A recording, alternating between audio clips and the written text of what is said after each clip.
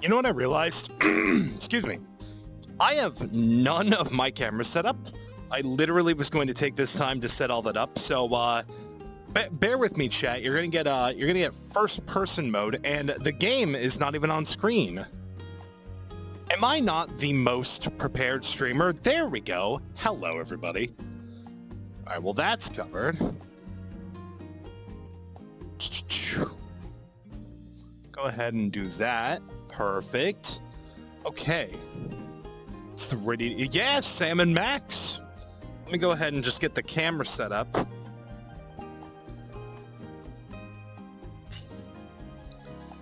Okay, camera mode stream. So now you guys should be seeing, yep, from the camera's POV. Go ahead and auto level and boom. Hello. All right. How's everything sounding, chat? Is the music too loud? Is everything okay? Because it is kind of loud on my end. But yes, hello everybody. Hope everybody's having a great day. I just want to see if I can... That's a little bit better. Pretty good. Very good. Hell yeah. Let me go ahead. Hello Churgo. Hello Raven. Hello Man with No Face. Hello Wild. Hello Vix. Welcome to the chat. And hello Eclipse. And hello to everybody else lurking. We're back with some VRChat. It's been a hot minute, honestly, since we've played. I kind of just chose this world at random because, you know, me and my Salmon Max hyperfixation. But yeah, we're here on Straight and Narrow. Oh, I'm sorry, Zorilla. Hi, how you doing, bud? Thought I said hi. My mistake. Thank you for plucking a Pikmin Wild.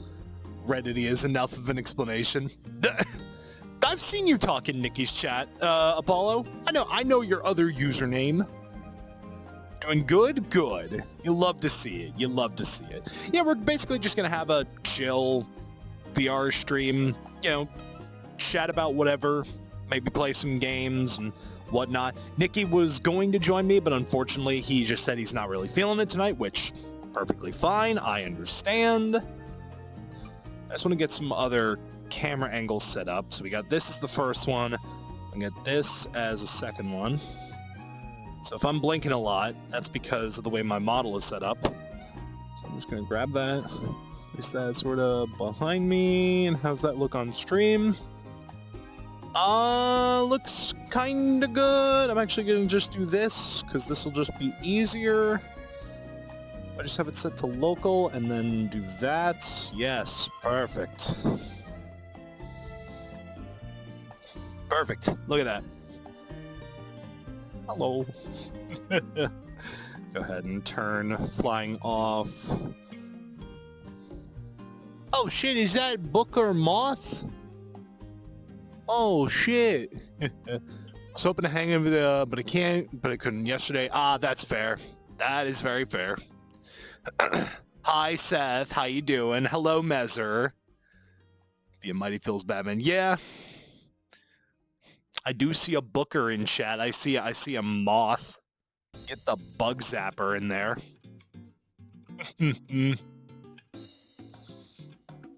Yo, this sounds kind of bumping. Anyway, let's go ahead and get first pin back set up. Nope, that's focus. There we go. I feel like I should have one of these cameras be set to look at me. At least this one. Because that seems to be pretty helpful. Yeah, that's good. So that way it never loses track of me. And yeah, we could just do shit like that. Like my ears flying right in front of my face. Oh, yeah.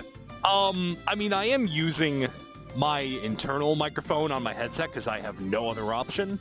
But I get what you mean. I'm also just going to... There we go. That looks a little better. Because the way that my model was made, my eyes are actually just sunken in. I don't know, that just kind of seems to be a bit of the norm for making models. Just look. Yes, Seth, you deserve to get some rest. Can you grab me some from Bosco's? Yeah, sure, hold on. I got you. We'll go to the...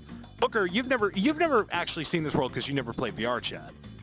So, you know what I'm actually going to do as well for this camera? I'm just going to set local so I can just access my junk without actually grabbing the camera. Okay, yeah. So, no, don't worry about it, Booker. I got you. Is the text backwards? It looks backwards. It's not. Good. Yeah, anyway, yeah, let's go ahead. Let's head into Bosco's. He's not here right now. He's a little busy, you know. I know him. I know him. He's cool. If we just, you know, we could just. Well, what you need, Booker? What you need? I've got you covered. But I do not have VR. Well, desktop mode is a thing. What do you need from Bosco's? Do you need Oh, that's the wrong way. Do you need some foamy bread? This game is so dumb. An RPG? Ooh, I don't know if he has those. We do have Brady Culture's Ibo, if you want that. You know, it's not hypnosis if you don't call it hypnosis. You know. Oh look, it's the green coffee. Max takes his coffee green like his men. That's why Nikki's got a fucking dog's chance of getting with him. Get it? Dog's chance? Anyway. Sludgies. Flavors of the month. Monster Energy and Post Taco Bell. Oh, fuck. I wish you could actually, like, interact with more stuff in this world. I also don't know why it is so laggy. Maybe because I'm also streaming. I don't know, as long as the stream doesn't look like shit. I do have a lot of tabs open in Chrome. I should actually probably just, you know what? I'm gonna change up something with the way my setup is. I'm going to close the window I currently have open. I'm going to drag all the tab. Whoops, that's copyrighted. that was in fact Adventure Time music. Which is something I do want to talk about because I'm like literally getting obsessed with Adventure Time like I'm a little kid. Is there anything else I need? It's really just those, right? Yeah, so we'll just boop. And boop. It's just the music and the stream. Like a small and cute. I am not small. I'm 6 feet tall. I'm giant. What do you mean small? What do you mean small? Am I like a little off to the side? No, I'm in frame. I'm in frame. Yeah. Actually, you know what? I should go to the apartment or to the office. Oh! Chips. Don't anthropomorphize the money, Max. Seth, thank you for the 5 gift subs to the community. Good lord.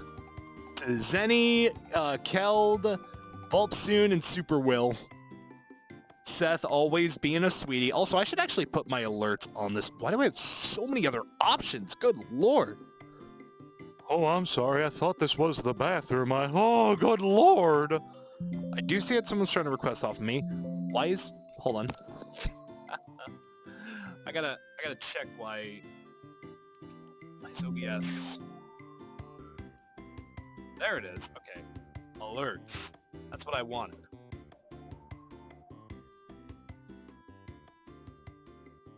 Going to refresh that just in case. Okay, there we go. Oh, hey, a sub. Yeah. He's in chat right now. He should be resting after a long day. Anyway, I'll just go in the office. I love this so much. Hold on, let me just... You know, I'm going to make a third camera, and that's going to be sort of my, kind of... There we go. Yeah, I love this. You know, just to kind of make that a little more watchable, let's go ahead and we'll do smoothed and maybe auto level? Nah, just smoothed. Love this. You can literally just walk around the office. Ah, the month of March. Next month, it's going to be Gapril.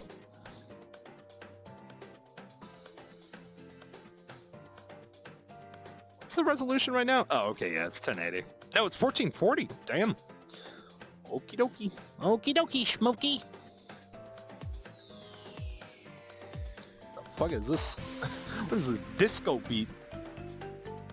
Good. Yes, you should be lurking and resting.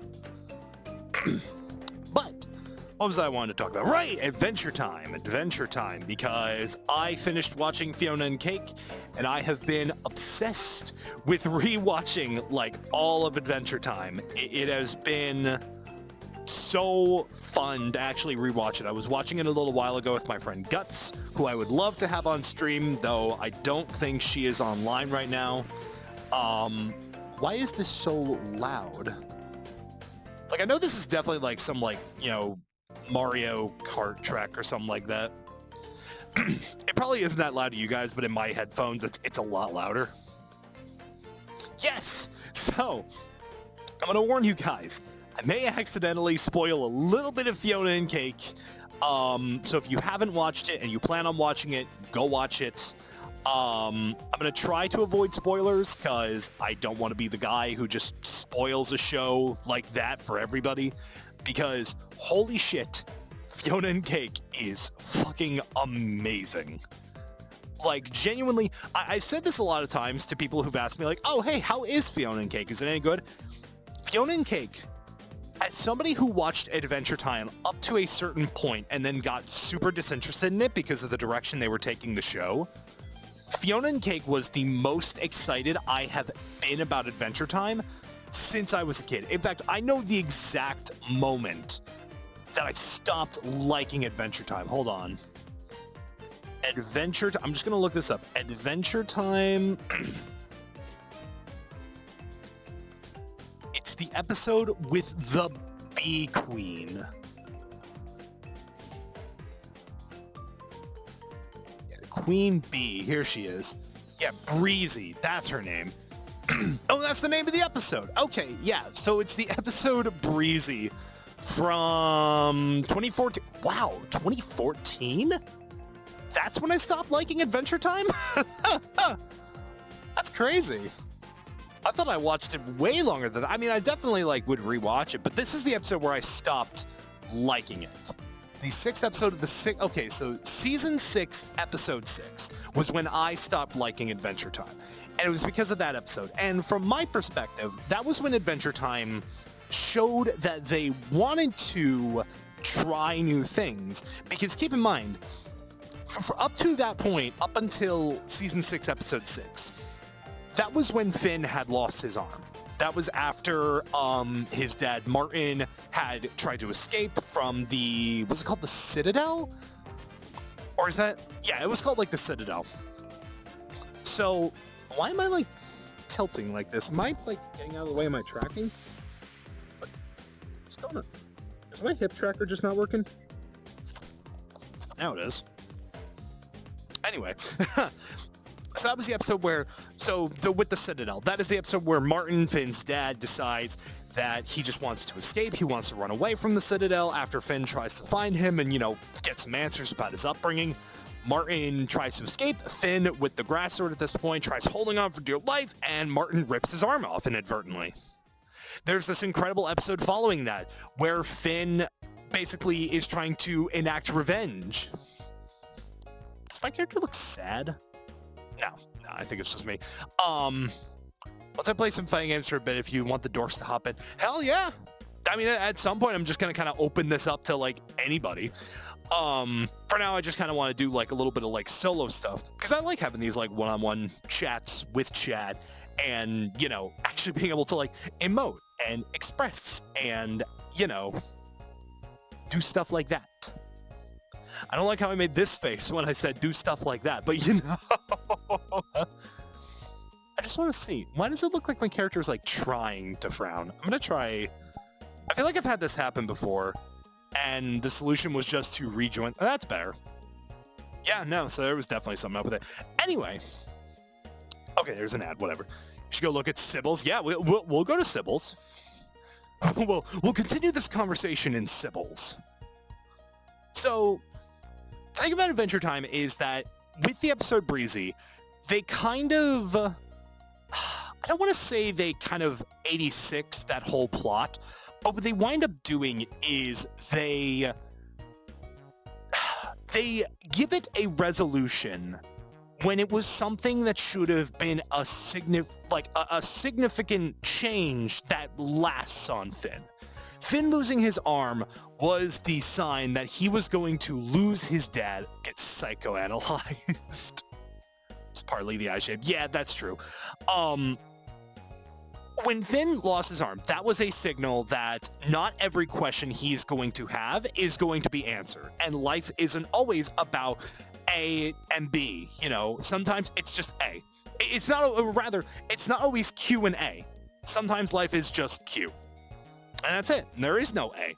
And I like that because Finn's arm is something he can't, you can't get that back. If he was like a candy person, absolutely. But they give him a prosthetic. So that way he's able to still be, the adventurer he is, like, and still be Finn as he was. But now he's changed permanently as a result of him being so desperate to find out answers to questions that he shouldn't even be asking in the first place. It's funny, we're in Sibbles and we're talking about analyzing a TV show. However, everything changed in Breezy. The ending of that episode ends with a bee queen named Breezy who is only interested in Finn for his flower arm, right? The flower that grows on the, torn off portion of his arm. We're talking about tearings in arms. But she's only interested in him for that. And she literally just, poops, honey or something.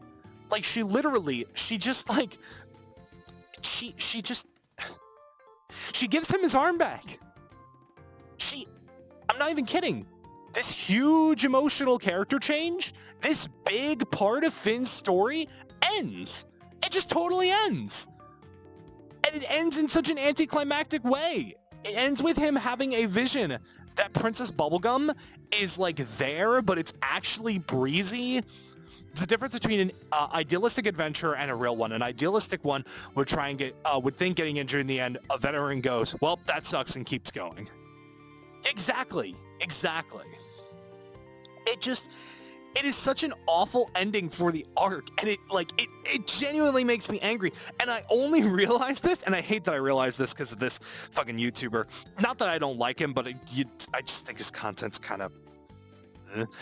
it's because of the Jello Apocalypse video. This is basically Adventure Time.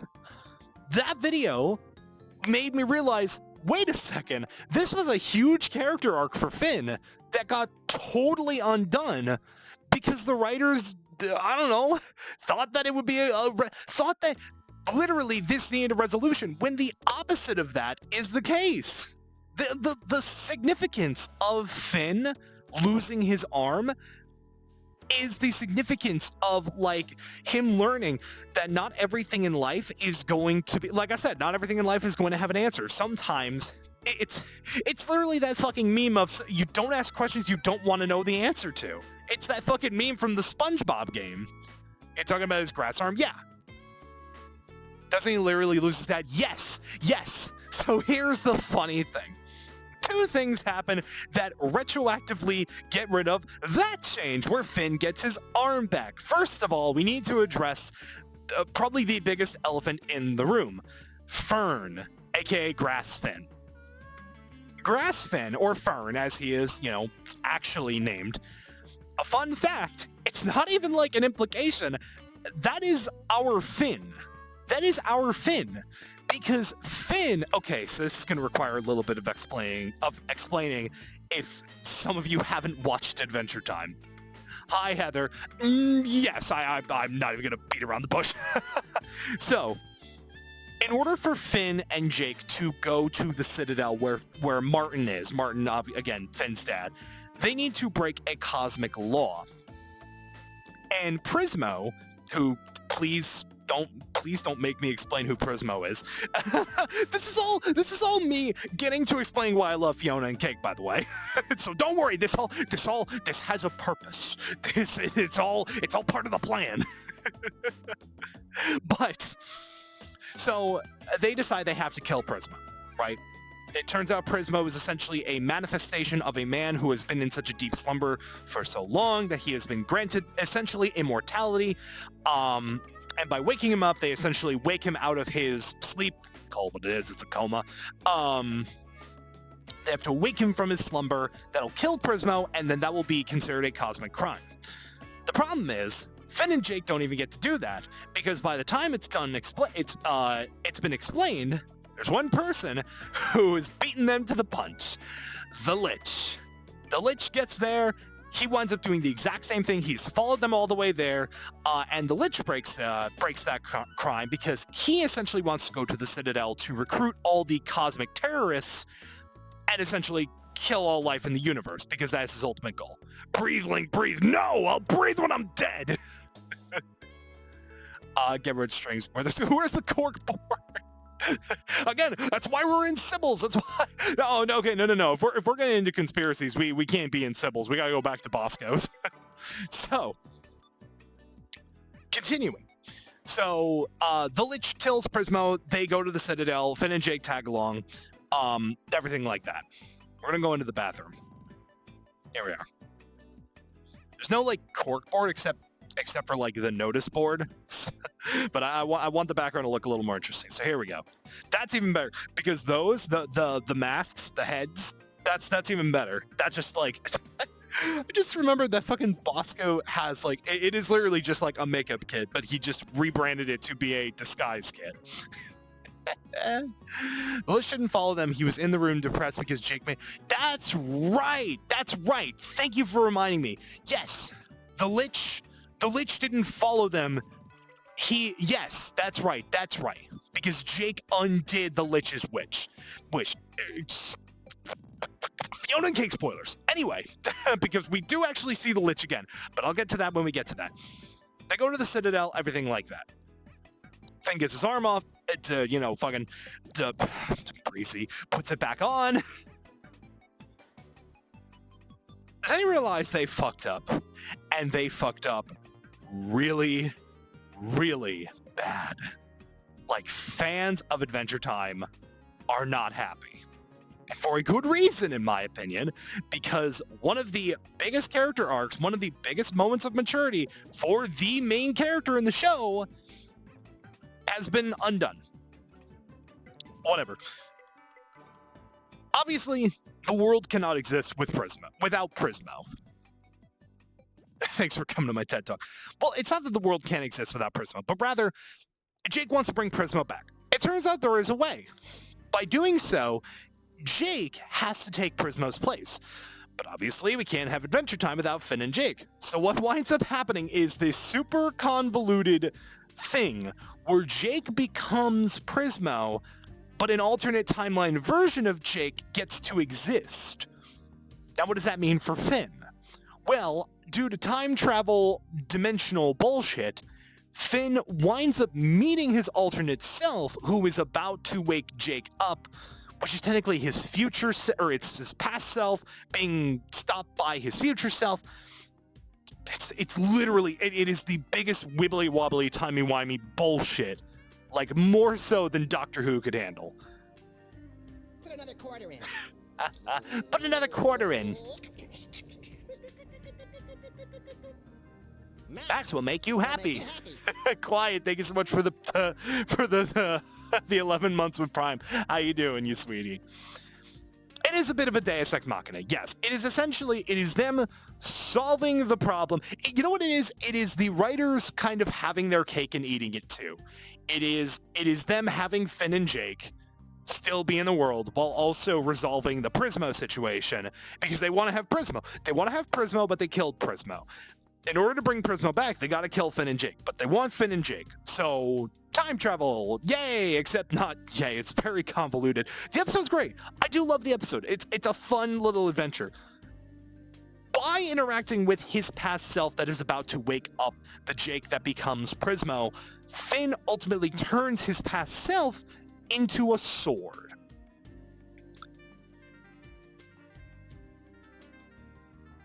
I'm going to give y'all a moment to kind of let that in, Again, this is for people who didn't actually finish Adventure Time or didn't get this far, because there's even more. Eventually, I feel like I sound like the fucking nostalgic critic. It's a big-lipped alligator moment. So anyway, eventually what happens is the seed from the grass sword, or it's basically the seed from the grass sword gets imbued with the Finn sword. It should also be noted, the Finn sword is literally just Finn's soul trapped in a sword that Finn winds up legitimately using. Finn starts using a sword made of the essence, the soul of himself. This show's fucking weird. This show started with an episode called Slumber Party Panic, just as like a point of reference. You know, for kids. Just itemize yourself. You'll never have a better weapon. Exactly. Anyway, continuing on with the adventure, this is just a fucking Adventure Time lore dump. When the soul of the Finn sword, I'm stepping a little bit away from the camera because I'm realizing like where I am in my room, and I'm just going to bring my camera and my viewfinder a little bit closer. There we go. By imbuing the power of the grass sword with the Finn soul from the Finn sword, that creates an entirely new character, Fern. Fern is easily probably my favorite character on Adventure Time. Aside from Simon and aside from like a few others that I could, list off, Fern is easily in my top 5 because he is such an interesting character. First of all, again, he is our Finn. He is the original Finn.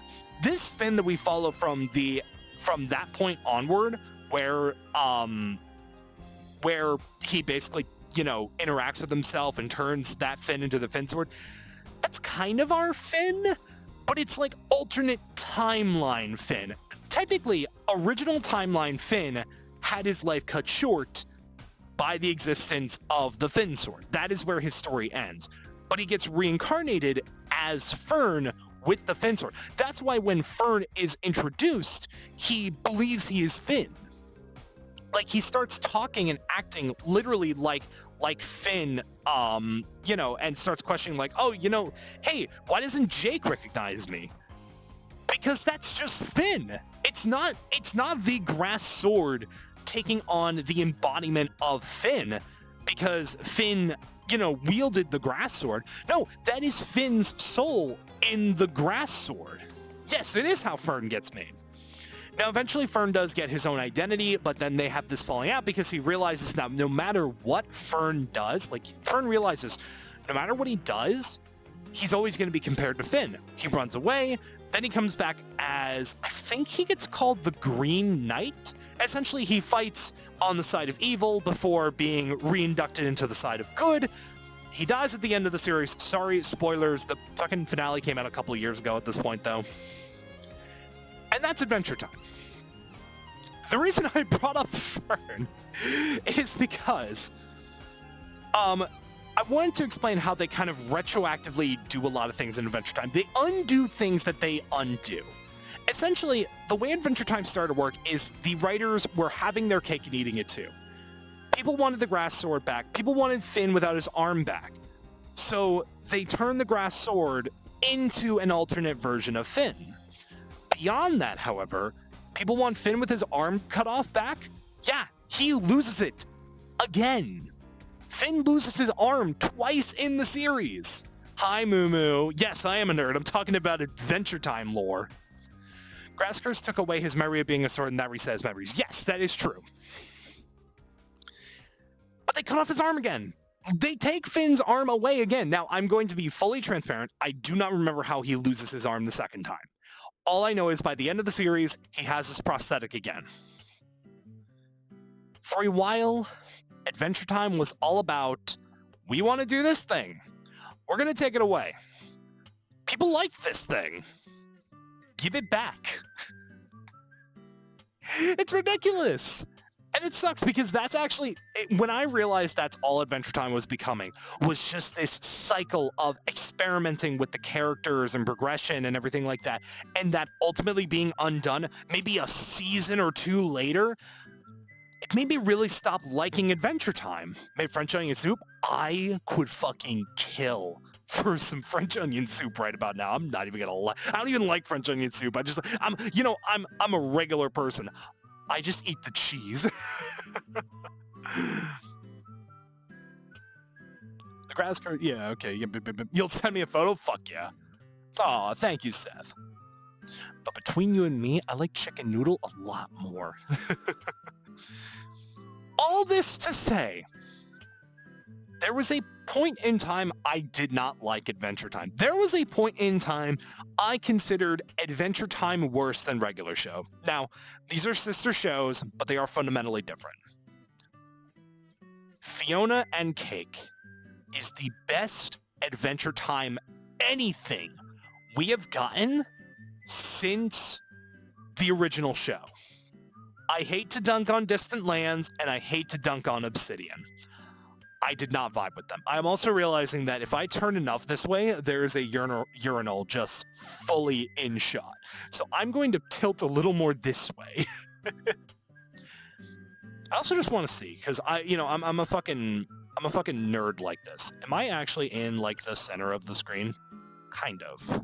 If I look directly at the camera, I am. Well, I just want to like, because so the way that I am in my room, I have my bed right behind me to kind of like act as a marker. I was like, hey, you're backing up too far. Sam French onion soup. Oh, fuck yeah. Hello, Panda Bear Behemoth. There's gotta be Animal Crossing music. Seth, I see that message you sent me, by the way. It's adorable. Ooh, that is some very good French onion soup. Let me see if I can... Oh, I can totally put that on screen. Because I just gotta hit my hotkey in order to take a screenshot with OBS. It's gonna be a little wonky, but boom. Whoops. Thank you for plucking a Pikmin. Look at that French onion soup. That is me moving the alert box. Look at that girl. You know what? Fuck, I gotta think of something funny. Because I have a joke in my head. Dairy production be damned. That cow can cook. But yeah, not to dunk on Distant Lands. Because, and Obsidian. Those shows have their fans. They're fine. They're not bad. I didn't get into them. I didn't vibe with them at all. There is one episode of Distant Lands that I liked. There was one episode. And it was the episode... It's the one everyone loves. It's the one where Jake fucking bites the dust and we see him go to the 50th Dead World. And even then, I didn't like that episode all that much because it validates the Fox character. And Mr. Fox is my least favorite character on Adventure Time. I hate him. I hate to say it, but it is literally just because of the way he speaks. I don't like characters with that sort of like tone or like that sort of vibe. I eat onions, Jesus. Fionna and Cake is so fucking good. It is unapologetically the best. Sorry, it's... What part? What part? That Distant Lands isn't that good?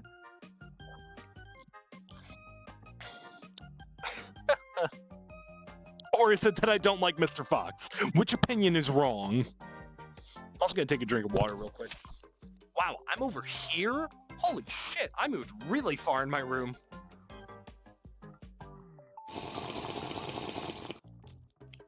Beat you to it, and I know that was Seth. Yeah, wow, it's like I know my friend. It's like I know her so fucking well or something. But with all that trash talking of Distant Lands and the original series and Obsidian out of the way, because I'm gonna be fair about Mr. Fox. Okay. Well, I'm sorry, Churgo, but I am what's called extremely based. My opinions are never wrong. But yeah, Fionna and Cake. starts off in such a way that had me hooked from the get-go. Because, and now we're going to get into some spoiler territory. If you haven't watched Fionna and Cake, please do. I'm going to try... How about Stakes? Well, Stakes was an arc in the original Adventure Time show. That doesn't count. That's like asking how I feel about the what was it called? The Islands?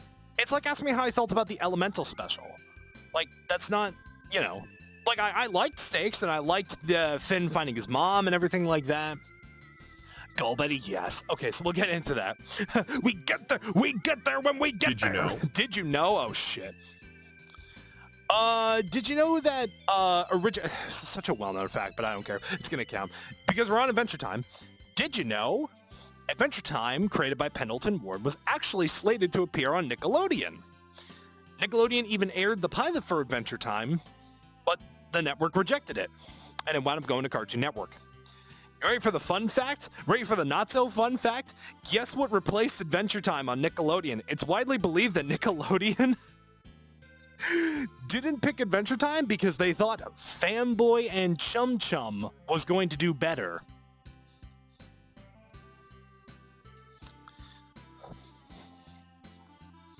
You see that? Let him in. Let that sink in.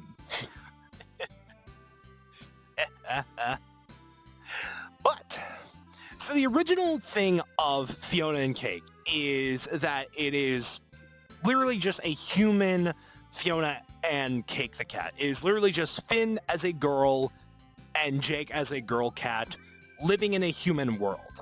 There is no Land of Ooh, there is no Prince Gumball, there's no Marshall Lee, except there is. They're all just people.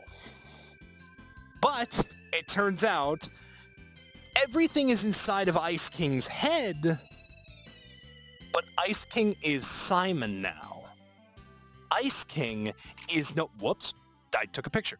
Ice King is no longer Ice King. He's Simon Petrikov. And we find out that Fionna and Cake exist in this dimension, this sort of pocket dimension that is illegal. It's illegal for it to exist because Prismo made it without a wish. Now we're going to get into some Adventure Time. We're going to get back into Adventure Time lore dumping. So I do warn you. Says with Jimmy Neutron. Exactly. So let's get into some lore. So first of all, Fionna and Cake eventually come to the Land of Ooh. And Cake is eventually able to talk due to a translator device. Hey, callback. Remember when Lady Rainicorn had that? They literally bring that back. I think they even give Cake the old man voice. I do not remember. Eventually, I'm like so out of breath because I'm like finding out like, okay, what do I talk about next? What in this crazy fucking ramble about Adventure Time do I talk about next? They eventually make their way... Cake was set to dog. That's right. Cake was set to dog. Cake was set to the dog voice. So, they make their way to Prismo. Turns out, Prismo, whenever he makes a wish, and we knew about this. Am I back over here? How do I keep fucking moving so goddamn far? I am extremely autistic. Anyway, Magic Man? Not Magic Man. Not Magic Man. Magic Man doesn't play a role in this. At least not yet anyway. So, turns out, whenever Prismo grants somebody a wish, he creates an alternate dimension for them to live out their wish. There are Monkey's Paws rules, and we find that out. Actually, we find that out in the episode Finn the Human back in the original Adventure Time. Finn's wish is that the Lich never existed. The caveat to that is that Finn basically becomes the Ice King. That is his punishment for his wish. We basically find out that that is a constant. That is not just one thing that happens in Finn's universe, but in Fionna and Cake, we find out everyone who has made a wish gets a negative. It is Monkey's Paw, the Monkey's Paw curls, everything like that. But I'm getting ahead of myself. I do tend to shuffle when I stand. That is true.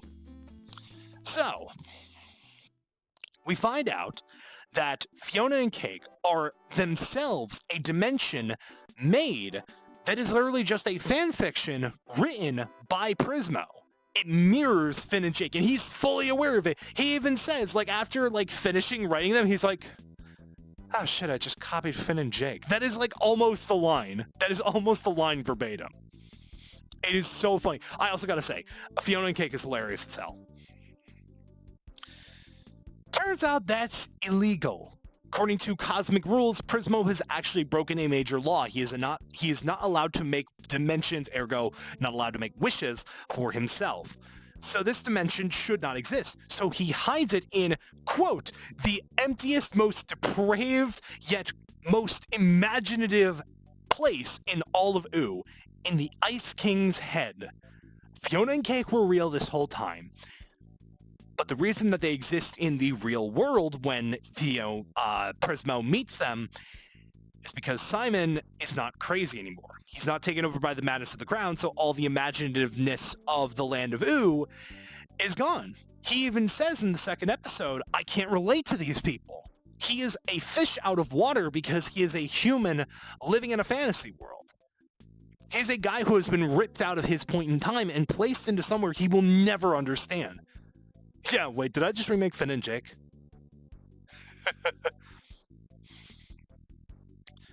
So, when they eventually make their way back to the world of Oo, where Ice King exists, it's not their world of Oo, it's the actual world. It's like Oo Prime, sort of.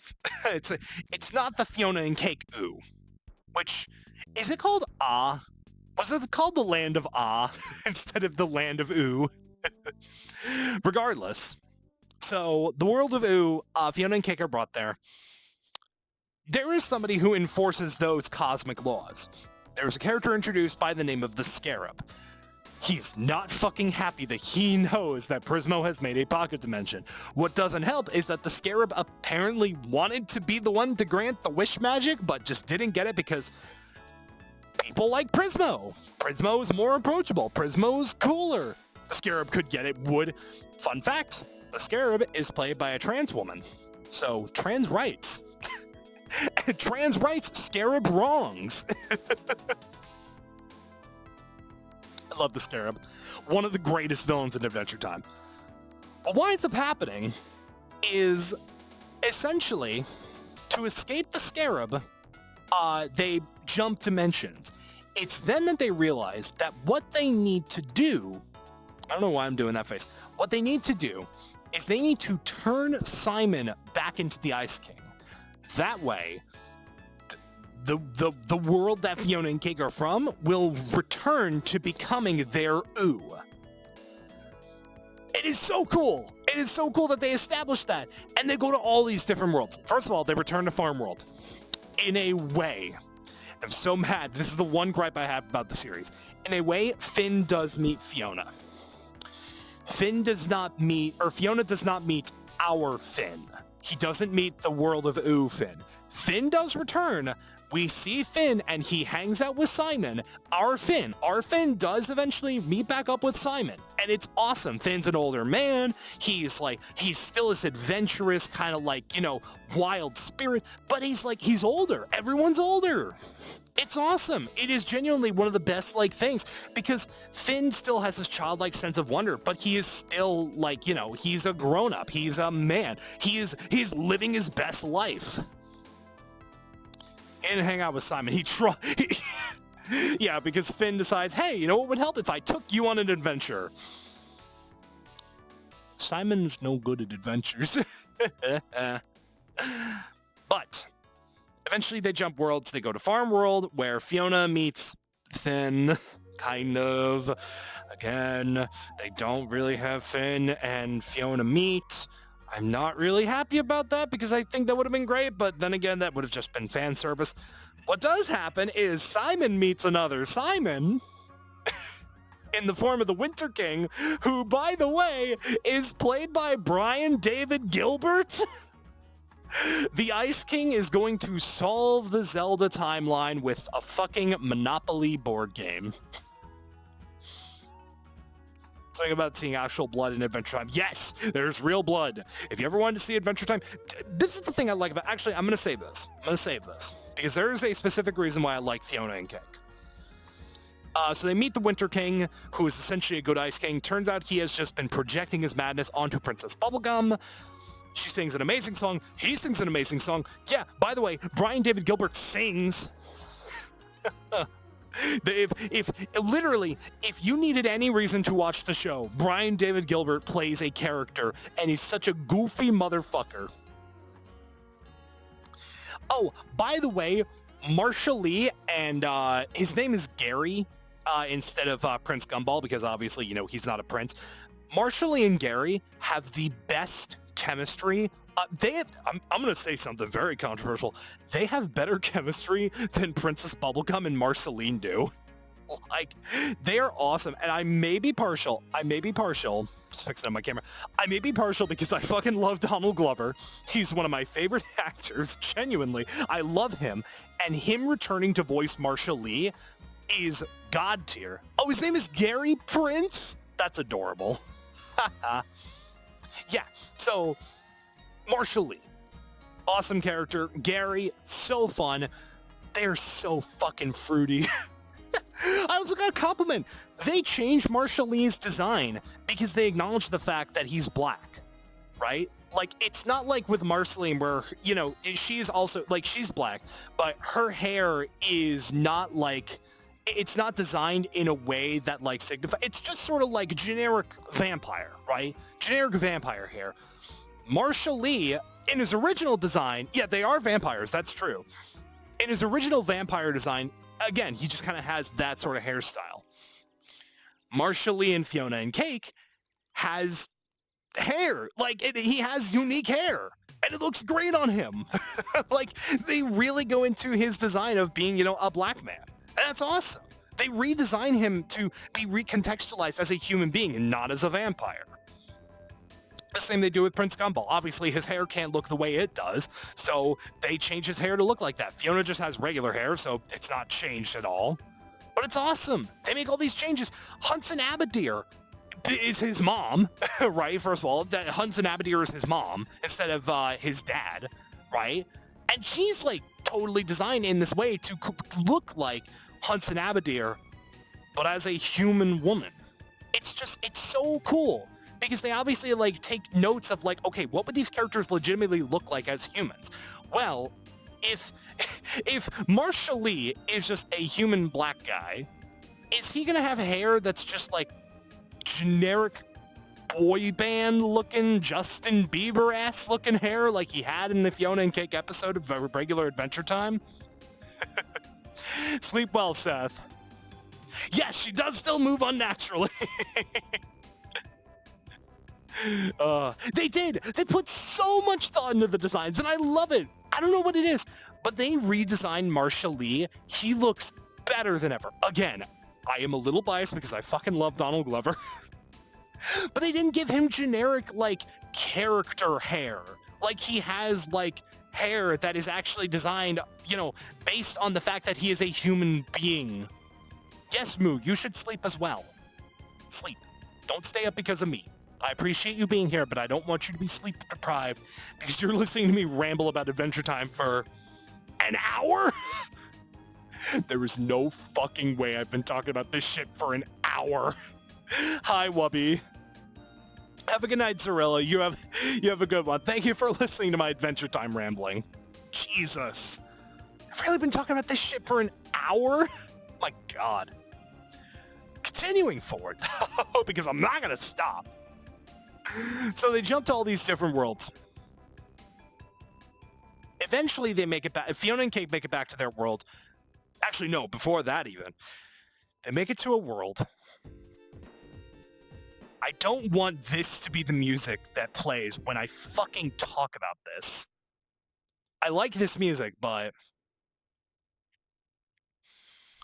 Oh, you know what? Okay.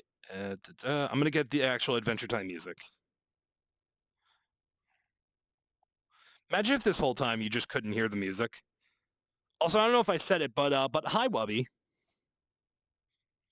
I did see you. Okay, here we go. The Lich theme. Because, sure enough, the Lich returns. The Lich who made the wish that he could wipe out all life on Ooh. I'm going to lower it a little bit. I say as I lower it all the way. Here's the cool thing. Shut the fuck up, Churgo. I'm only mad because you're right. First of all, Ron Perlman comes back to voice him. He does an amazing job. We now have 3 Lichisms. Fall, sleep, and what's the other one? Shit. It's like fall, sleep. Is it like stop or something like that?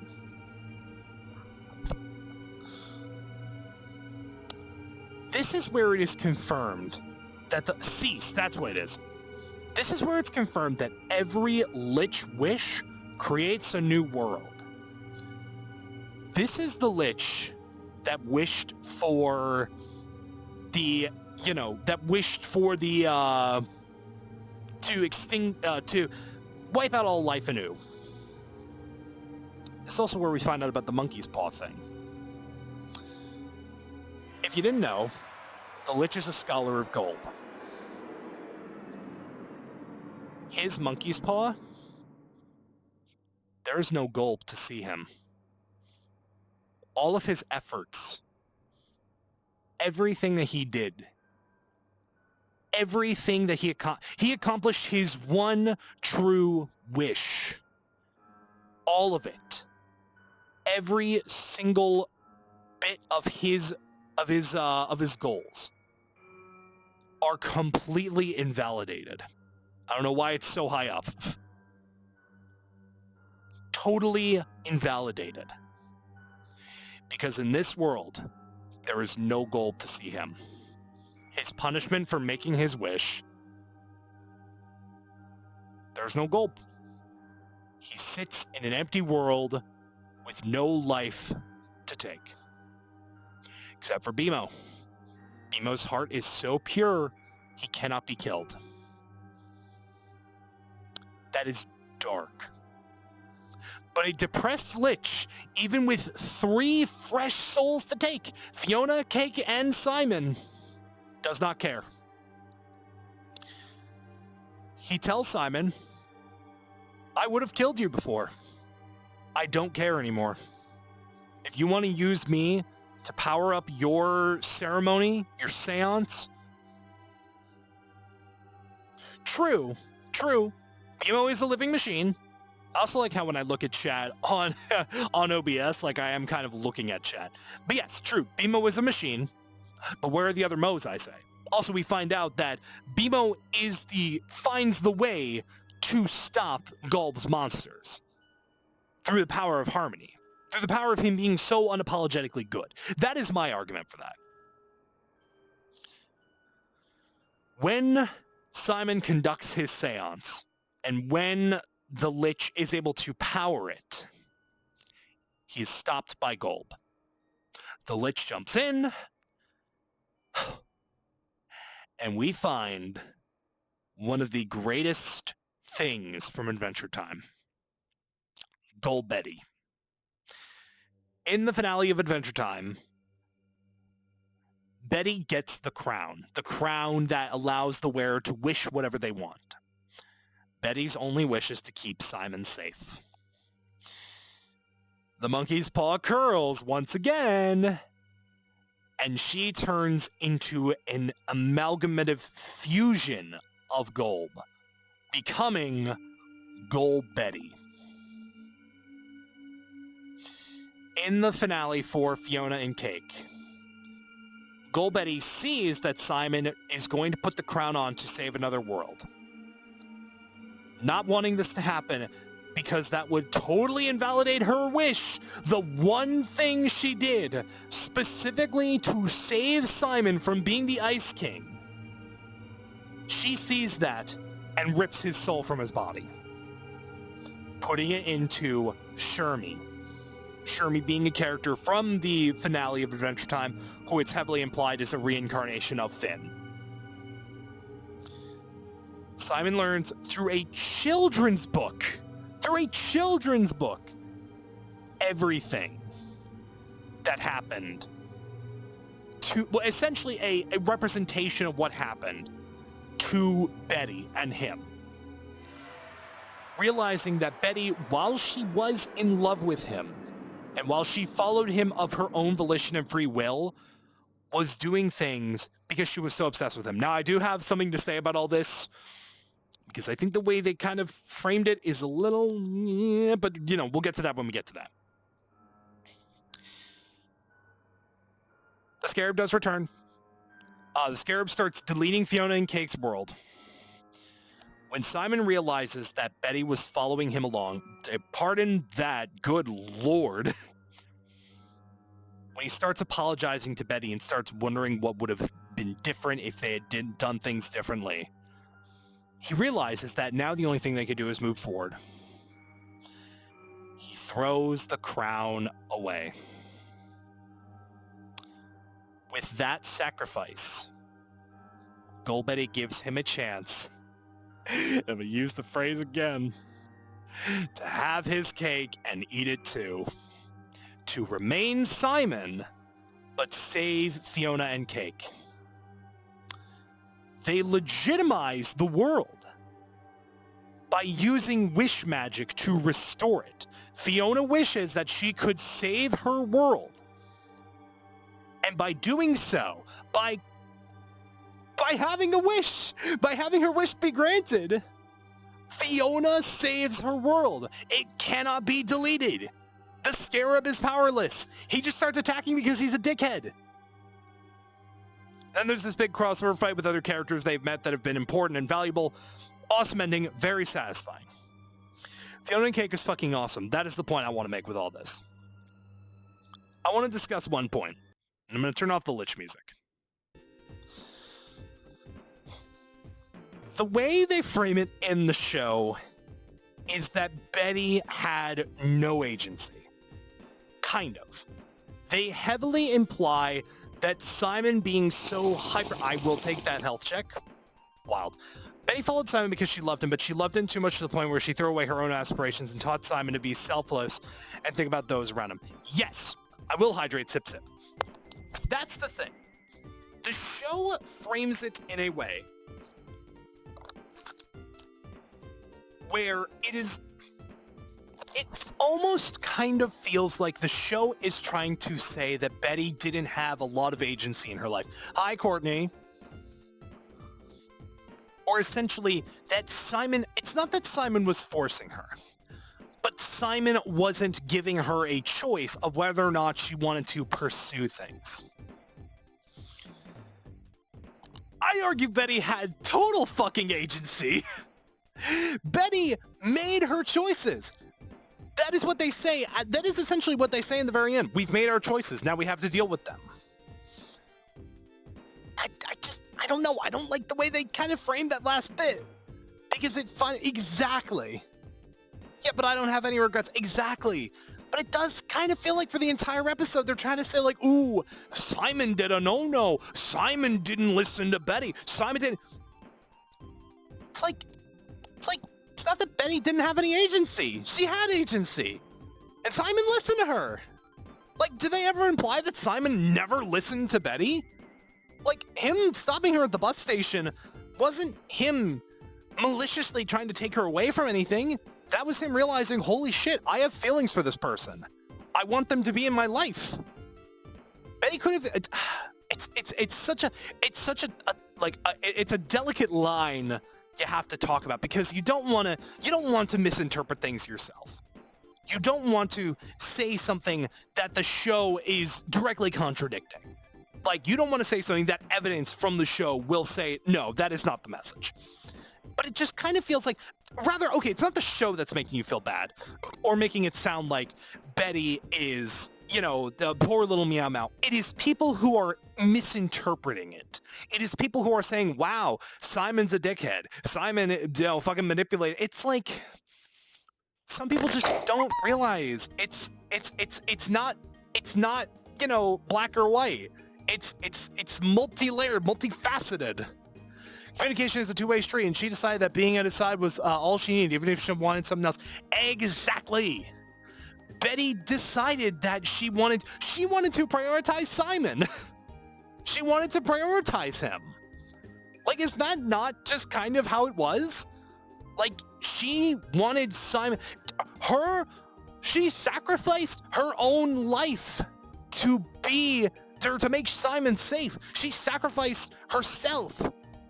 But by the way, this is the same guy who, as he was dying, because as the years were catching up to him, his last thing he wanted to do was to see Betty.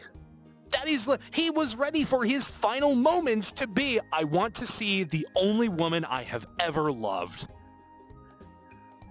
And then she becomes the reason, not the reason he goes insane, but her jumping through that portal to come into the future, leaving that old Simon behind, kind of sets it in motion. It sets the Ice King in motion.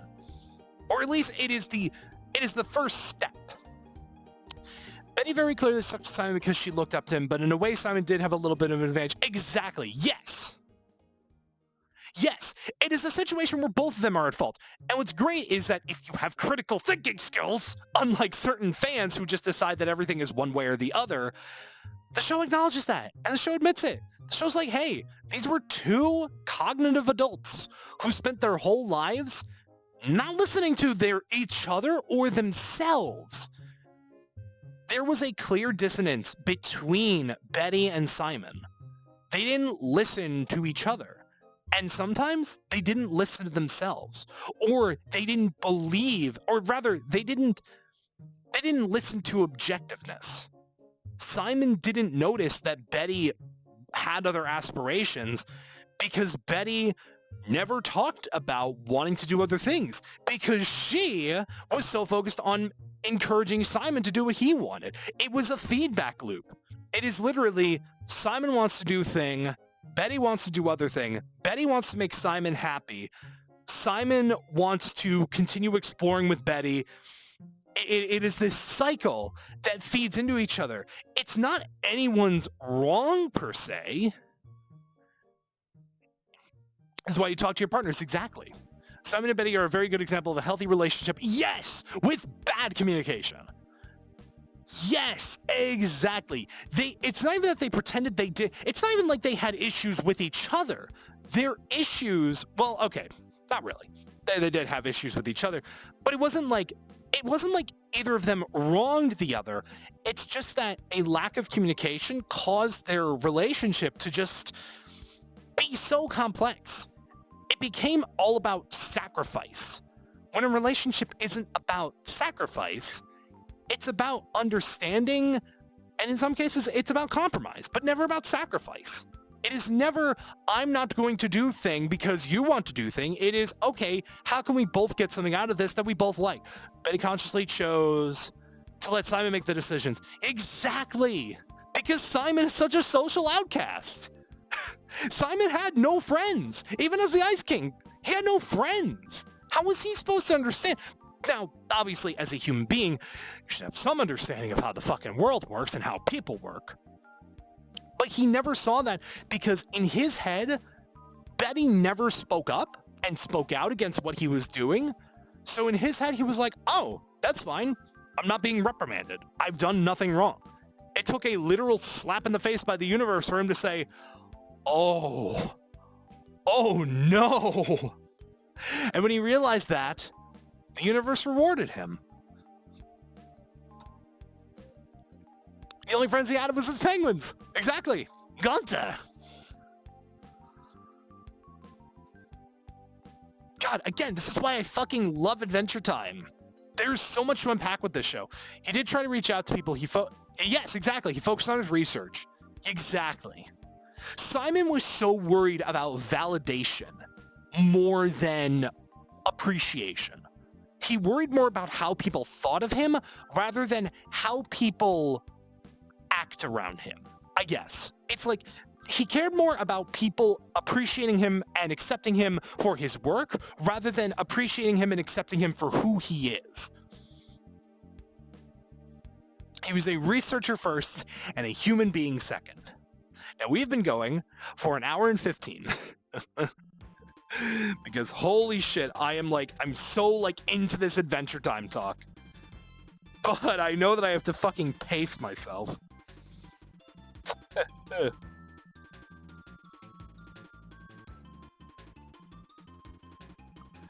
Whew. Spent an hour on the rants. Yes, I did. Yes, I fucking did. And do I regret any of it? Absolutely not. Because I love this show and I love talking about it. I am, however, going to take another sip of water.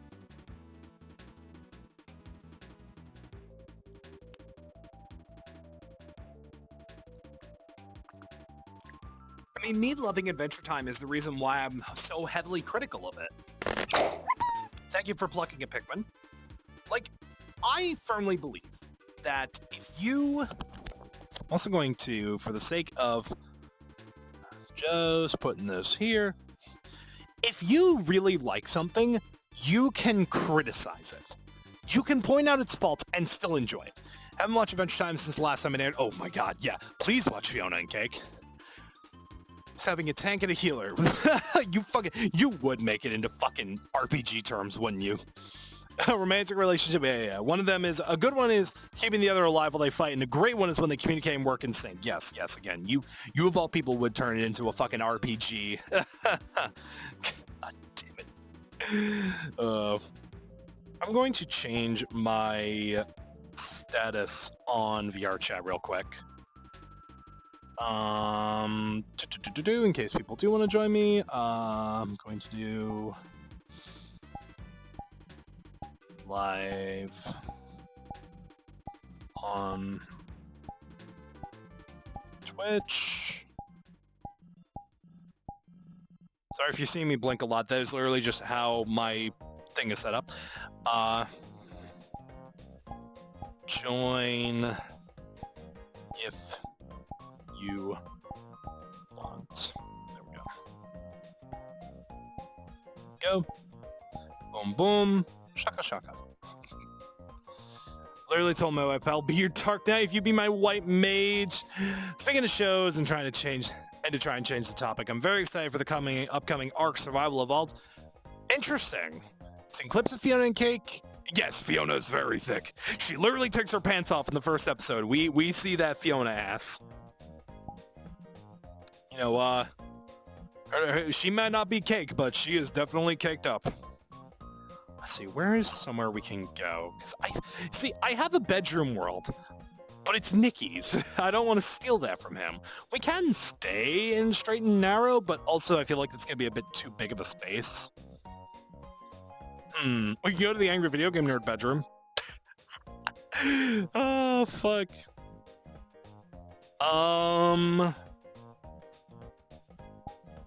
Let's see.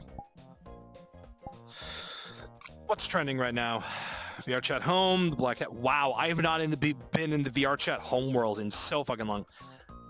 What is the Rainy Cliffside Shack? What is this place? Maybe this is cool. I'm gonna go... I'm gonna do friends. I'm gonna do friends only. I could do Invite Plus, but it's fine. Maybe I actually should do Invite Plus. So that way if it's like... Nah. That is true. She is shirtless and in a bra from the second episode. Default homeworld is trending. Oh, yeah. I mean, I think I know why, because fucking everyone's there. This is pretty. This is very foggy. Lord, fucking let me... Oh, well, that changed.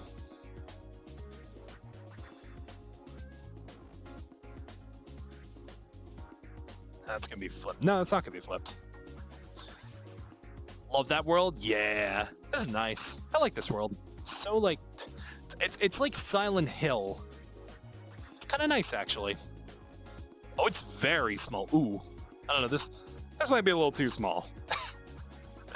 I think maybe Maybe Sovereign's World would be better, actually.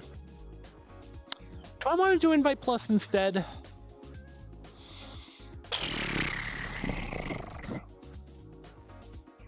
I'm gonna do Invite Plus. Yeah, in case other people who are my friends but I'm cool with joining want to join. Actually, you know what as well? I think I'm actually gonna take a quick bathroom break.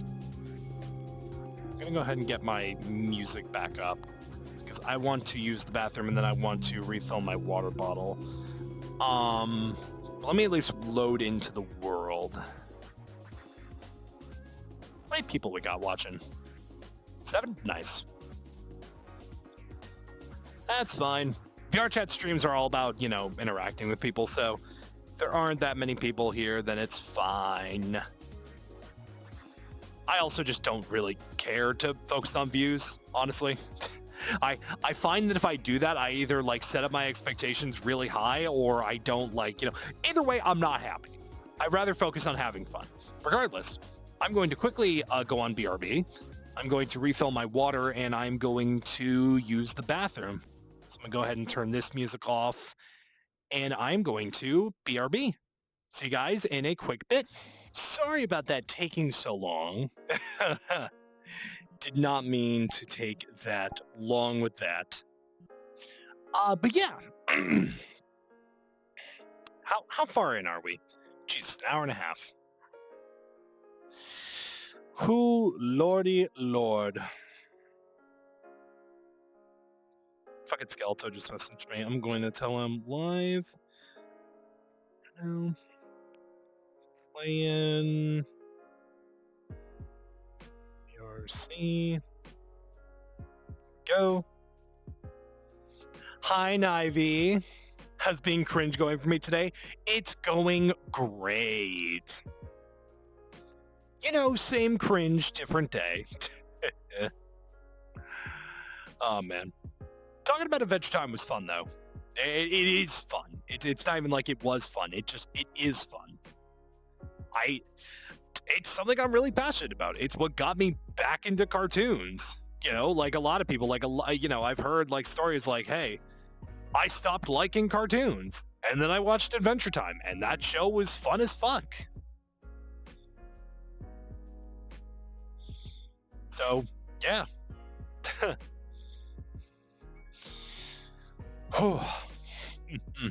These VRChat streams are fun. Good lord, it's already...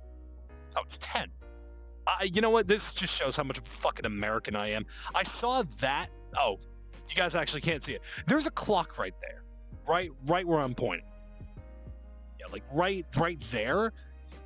I guess it's technically UI, but it says 2207. What the fuck is a 22 o'clock? Soft spot for classic cartoons. Oh yeah, absolutely. You give me some Coke from the fridge and some rum. It's Saturday night and my wife's on a date with her. Turgo, I know you're poly, but when you say wife's boyfriend, that doesn't... I want you to know that as your friend, people will not immediately register that you are talking in the context of being polyamorous. Homie doesn't know what military time is. You don't know what military time is. Well aware of how that sounds. Fucking, that just reminds me, the fucking Mario RPG remake is coming out and they showed a screenshot of like Peach's bedroom. Fucking... First thing that people notice is that there is a chair in Peach's bedroom with her fucking bed, and the first thing people said is, cuck chair. My husband's in the Navy. Yeah, the fucking cuck chair. Yeah, what's even funnier is that people said the chair is for Peach, the bed is for Mario and Bowser. What's even better is that someone said that the chair is for Peach and the fucking bed is for 3 toads. Oh, Raven wants to join. Awesome. I'm gonna go pass out. Yes, go sleep, Moo. Thank you so much for joining me. Have a good night, Moo. Love you. Such a sweetheart of a cow.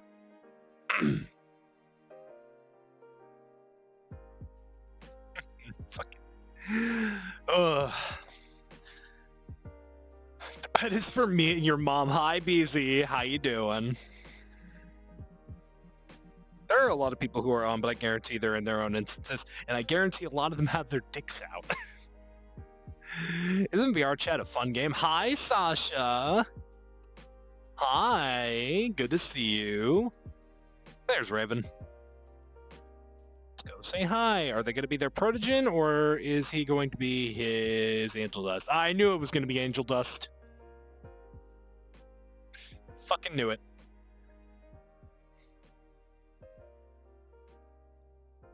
The fucking jiggle physics on the boobs, I swear to God. How you doing? Pretty good. Good. I don't know what group I'm repping right now. Is that what I think it is? No, it's verified anyway. Awesome. Never been in a relationship? Fair enough. Let's see, just woke up from a strong nap. On stream. True, BZ, true. Let's go ahead, boom.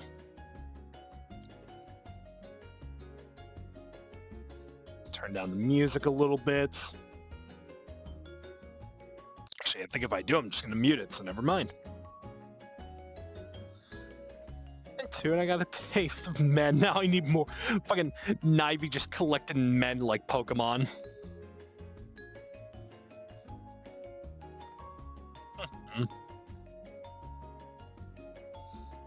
I just realized it says the controls fucking down there on the screen. It's like that fucking moment from Chowder where it's like, how do we get rid of that one? Oh, that doesn't go away. That one stays. I see you, Raven, trying to sit down in the chair. This is a very nice angel dust. Thanks, I found it through Twitter. Nice. I'm always trying to find like new, like, not even just like new avatars, just trying to find new like models. But I like, people say like, oh, Gumroad, and I'm like, I don't know how to navigate that fucking site. Motherfuckers stupid enough to love me at them. A lot of stuff I bought from Gumroad. Yeah, no, exactly. But the problem is, like, Gumroad, like, when you search for things on Gumroad, like, certain results, certain kinds of results get censored. Like, you can't find them. You have to go, like, they're like hidden links. Like, can I tell you about Drive? I'm literally Ryan Gosling after also, hi Queen of Rodents. So instead of becoming Patrick Bateman after watching American Psycho, you became Ryan Gosling. Gotcha. Guess it's better than being a fucking psychopath. It's so expressive. That's adorable. Yeah. Fucking, I would say I'm shocked Nikki doesn't have this model, but he has, oh wait, no, does he have this model? Is this the same one he has, or? Because I know he has an angel dust. I know he has the horror angel dust, and then he has like a cutesy one. Oh my god, why are my lenses fogged up so quick?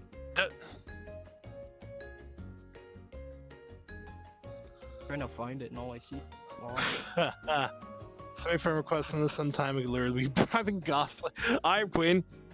Queen, send me a friend request sometime on VRChat. My username is the same as always.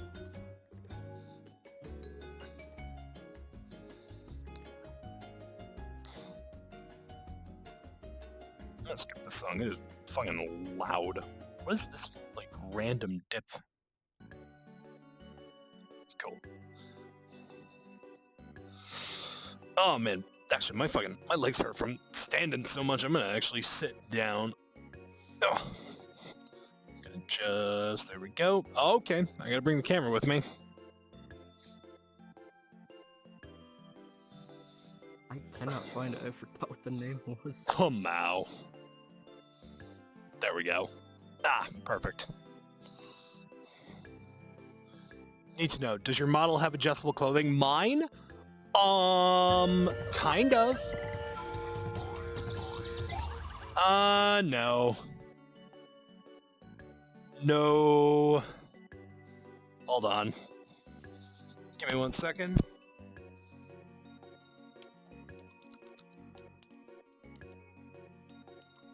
Very compromised, a very interesting position, but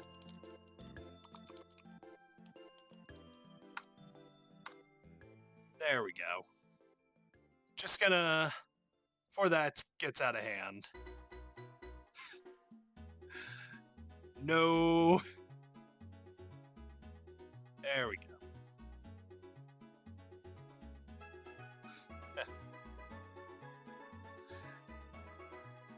I'm not gonna judge somebody by their username, but when someone has that kind of username, no. Absolutely not. What was it? Minority Hunter Zorro. Don't like that. Yeah, no. No. Booker, I'm glad you're here. Man, am I happy that you're here. Am I glad that I have a mod in chat. Boy, am I glad to see you. Fucking, how to get fucking band speed. Account I created an hour ago. That is like the definition of a red flag. What the fuck am I then? A minority, I'm not part of. There's nothing to say. This guy's gonna hunt me on sight. Oh boo-hoo, I got banned from the furries chat. It would be funny to see a ban appeal. It's just like, it just says fuck you. Yeah, I don't think I have the one Nikki has. Nah, it's fair.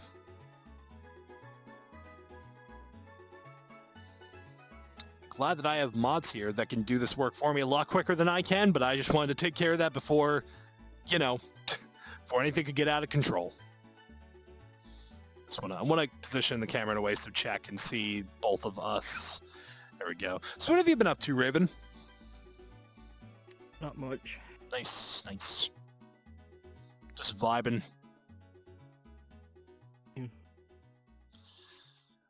So how about that Hazbin hotel news? It's finally got a release date, apparently?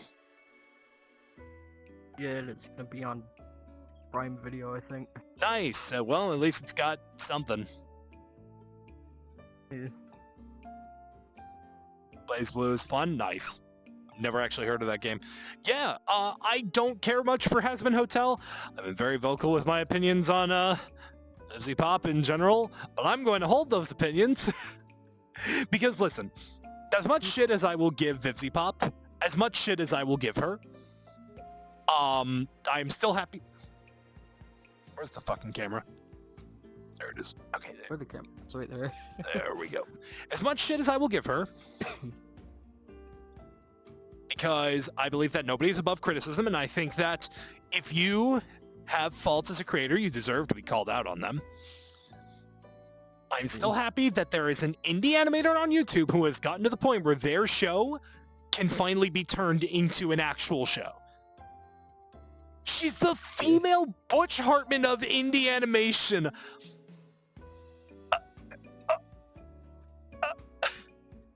That is the definition of, they're right, but they shouldn't say it. yeah, look who's here while you're saying that. Fucking, oh. Who said that? Holy shit, gay spider. literally fucking pogging right now. Doing the YouTuber thing. Here's the thing. I am aware of why I don't like her shows or why I just don't vibe with her. I am aware of why that is. I'm not gonna stop people from liking it. I know who I can talk shit about Vivzy Pop and Hazbin and Helluva with. I'm aware of the people who I can say this shit to. Like, I have a friend, shout out to my friend Jenna. We talk shit about Vivzy Pop all the fucking time. We talk about, that is like our #1 conversation. It is either we'll shit on Vivzy Pop and Helluva Boss / Hazbin, or we'll shit on Lore Olympus, though she has eased up on Lore Olympus because who gives a shit about Lore Olympus? was that? Correct answer. That's all you need to know, is that is the right answer.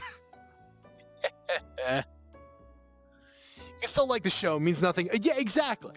Exactly. If you like Hell of a Boss and Hazbin Hotel, nothing wrong with that. If you enjoy the show, awesome. I am just going to be the one to point out its flaws a lot, and the flaws with the creator a lot. God, I'm gonna take another sip. My lips are dry as fuck. My controller almost fell.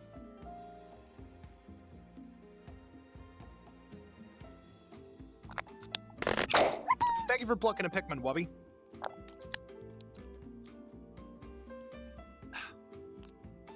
But I mean, that just gets into an interesting topic on its own of, like, you know, like, if you are to criticize a show, right? Can you not criticize a show that you like? And I think that is wrong. You can absolutely criticize something that you enjoy. I was just talking about that with Adventure Time. I really like Adventure Time. I have a lot of negative things to say about it, but that's because I expect the show to be good. I like the show, so I just want it to do as good as it can. And when it doesn't, it's like, hey, it didn't do that really well. Maybe it should have done it better, or maybe it shouldn't have done it at all. Finn losing his arm and getting it back. I think they shouldn't have brought it back. And of course, obviously, you can criticize things you don't like as well. Like, if I am to criticize more recent episodes of Hell of a Boss, I think that Hell of a Boss really fell off, and I think that it's trying to be a pseudo-dramatic show, like a pseudo-romantic drama, when it should have been like a Murder of the Week show. If it doesn't feel like it focuses on the fun adventure, it feels like it focuses on the characters, which, by the way, all of them are assholes. And there's this one defense that like, you know, blind VivziePop fans, you know, obviously not all VivziePop fans, but people who just kind of blindly defend everything she does, they say, well, it's in hell. Everyone's an asshole. Fuck you mean everyone's an asshole? I've heard that excuse, but with a completely different subject. Oh. Which I don't think is safe for stream. In what context is it not safe for stream?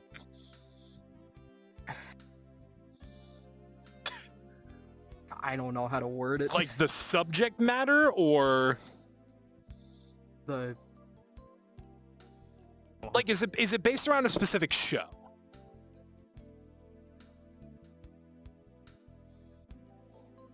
The way that certain people... I completely forgot. Trying to figure out how to word it. I know what I'm talking about, but I forgot how to word it. It's fine. You get what I'm saying. Yeah. Like, people will use a very flimsy justification to excuse poor character writing, or characters acting a certain way, even if it's not enjoyable. I don't care that Luna is a hellhound. I still think she's a rotten-ass bitch, and I fucking hate her. Like, she never got any fucking repercussions for episode 3, whichever one's the beach episode. I hate that beach episode. I hate that hedgehog.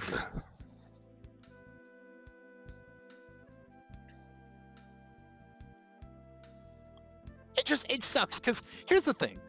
Unlike with Hell of a Boss, or unlike with Hazbin, I got really into Hell of a Boss when it came out. I was like, hey, this could be kind of like Monster of the Week, but instead of monster, it's murder.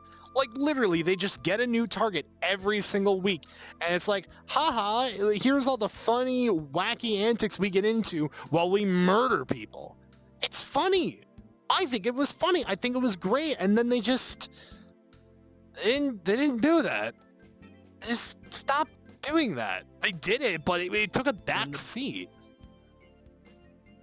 Then the direction of it just completely changed. Yes, it totally changed for the worst. Yeah. That would have gotten boring after a while. The fuck do you mean it would have gotten boring after a while? Have you seen a Monster of the Week show? Have you seen a show, a formulaic show, that is still funny after a while? It is about Hell of a Boss. Also, hi, Sammy. Thank you. My model was made by SwitchFG. You could find the link to her Twitter in the panels below. Yes, and that's why I was... Yes! Yes! But here's the problem. The emotional parts of Hell of a Boss stopped being subplots. They became main plots. The murdering took a backseat to shitty emotional drama. That's not how it should be. That's not how it should be at all. I'm not saying it should have only been, you know, different character gets murdered every single week. Yes, that would have gotten boring. You know what's also boring? A show that prompted itself as, hey, we're an elite squad of hitmen for hire, and it turning into Stolas. I'm a manipulative, abusive asshole. Please love me. Oh, but don't love me. I hate you. No. No, that's not what I signed up for. Yes, it is down to taste. Absolutely. But my thing is, when you promise one thing in a show, and you, obviously, they could add whatever they want. They could have totally... My issue is not with them adding drama into the show. My issue is that that is not what they promised the show to be. With that pilot, they promised it to be a swear-filled, action-packed, fucking ridiculous Richard Horvitz and Brandon Rogers romp in the fucking annals of hell. Hi, Super Will, how you doing? Show just got really boring and annoying. Yes! Do you care about the characters? I'm sorry, Nivy. I'm the opposite. I care about the characters less. There are two characters on that show that are still... There are two characters on the show that are still entertaining to me. Moxie and Millie. And that's a fucking... That is a low bar. That is literally like, of course those characters are going to be interesting. You have fucking... You have Moxie... Oh, even then, Millie... I'm gonna be real with you, Millie's not even that interesting. Or not so interesting, enjoyable. Especially with the recent episode where Moxie and Millie go into that camp or whatever. They're fun! And of course, obviously, Richard Horvitz helps, and Millie is a fun character when she's actually doing something and not being, you know, totally fucking pointless. Just being incidental. Fucking controller floated away. I hate to say that, but it, you know, they even addressed that in that episode where Moxie and Millie are like disguised in that camp. Yeah, exactly! When they finally allow Millie to be a character on the show. You know what's the best episode of Hell of a Boss? Truth Seekers. Truth Seekers is the best episode of that show. That is everything I've ever wanted out of Hell of a Boss. Millie has two modes, female character and murderously insane. Exactly.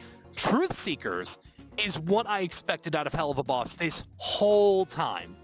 Fun, crazy murders with hellish antics and fun banter with the characters bouncing off each other. I've gone back and watched a lot of the older episodes of Hell of a Boss from like season 1. And a lot of them, in retrospect, I was like, yeah, I really only kind of like these because I was hyped by the fact, oh, everyone likes Hell of a Boss and, you know, hey, new episode. And I go back and I'm like, huh. Okay, that's all right.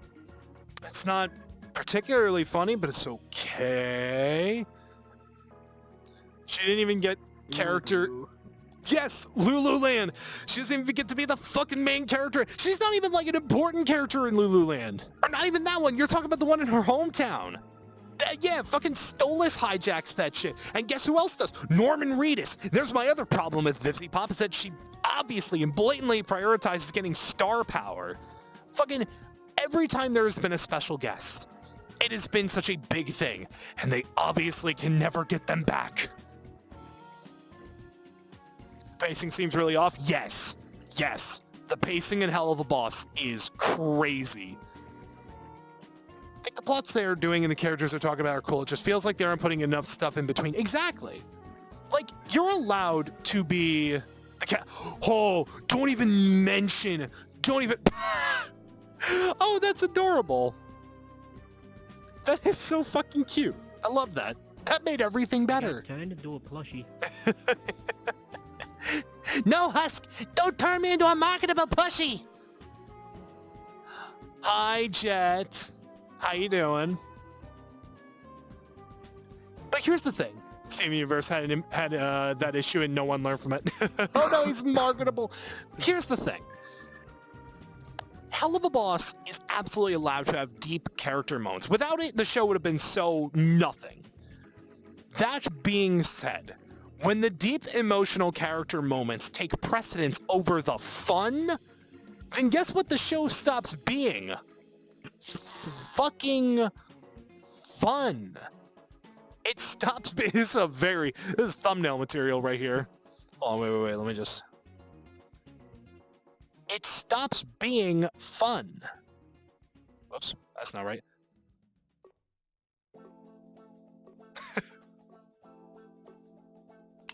It just looks like I'm pissed off at a fucking Angel Dust plush toy. Like, I paid $30 on Odage for this? By the way, is the bogus plushie even still available? Fuck, it might have actually ended its campaign. You call this accurate? You call this accurate? It looks like SpongeBob. It looks like a Funko Pop. You call that show accurate? It looks like he should be in a box in a fucking stale-ass pose. Tengu ripping you. You mean Temu? Oh, that boy? This is Darkraven. Hi, how are you? I'm missing some chat. Very nice, chat. Love to see you streaming. Souls kind of feels like a character who's supposed to be super powerful, but is made to be pathetic and weak. Really love the designs and such. You love the designs? It's really distinct, reminiscent of the 2005. Yeah. Kesha is not a voice actor. Yeah. No, she's so clearly not. Whole reason they got Kesha was for singing. Yes. Yeah, I'm gonna be fucking real with you. With Queen Bee, Beelzebub, whatever you fucking call her. Oh. What an obvious moment of, hey, wouldn't this be a fun wink and nod to all the Kesha fans and all the Vivzy Pop fans who saw the fucking Die Young music video back then, which is basically, you know, fucking everybody and their grandmother? Because that video popped off insanely. Hazbin and Helva had fun plots but fell off as soon as more came out. Yeah. That's not even wrong. That's not even wrong, and that's the problem. How many Angel Dusts do you have? That is the third one you have pulled out. I don't think I have enough to count on a single hand. Considering this one. Good lord. Hold on. I gotta reset my avatar. The fucking facial expressions broke a little. There we go. I feel like their episode didn't do anything. Throwing it out there though, Brandon Rogers. Yeah, of course, because Brandon Rogers is fucking talented. Brandon Rogers is a great voice actor. He's a great actor.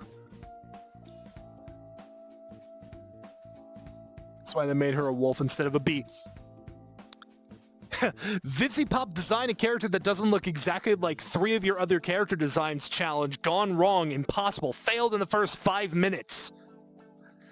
Fucking, it's not even like it was a reference to the Die Young music video, like that character's design. I think I would have excused that. It is just a fucking generic wolf. It's a generic wolf fox thing.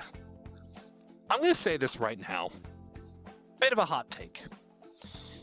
Cherry Bomb in Addict ruins the song.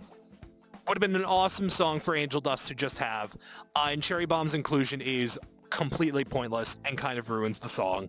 I'm so sorry to all 3 Cherry Bomb fans out there. I don't want to support anything Richard Horvitz is in.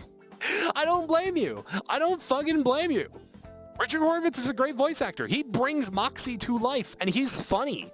He's a genuinely great... There's a reason why he is like one of the greatest voice actors of all time. That's true. Angel Dust does not have boobs. It's fluff. He's like an adjacent Busty Boy. He's Busty Boy light. Fucking take another sip of my drink.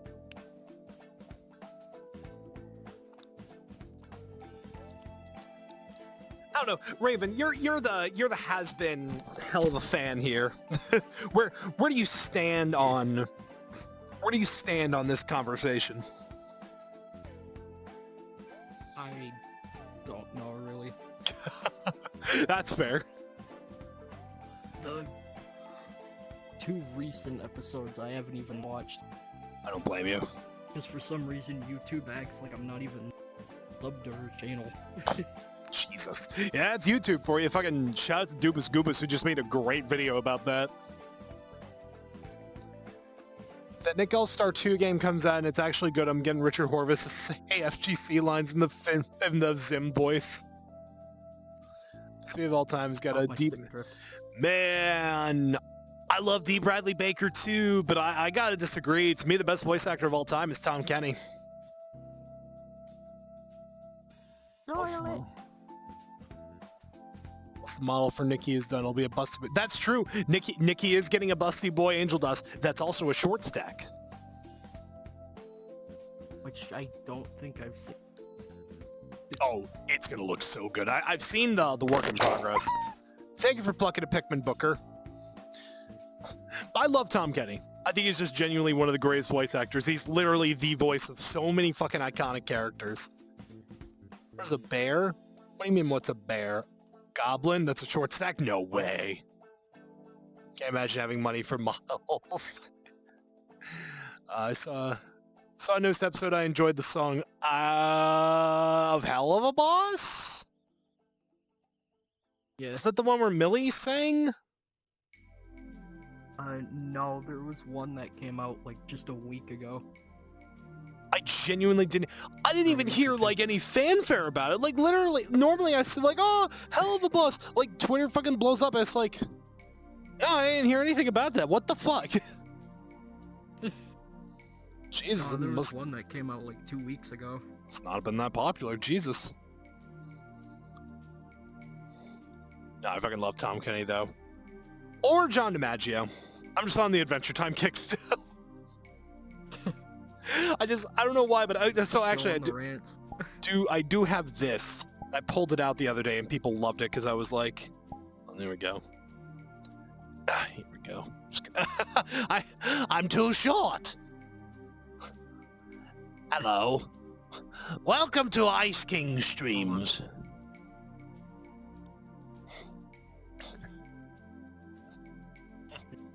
Bring me the princesses of Twitch. Oh.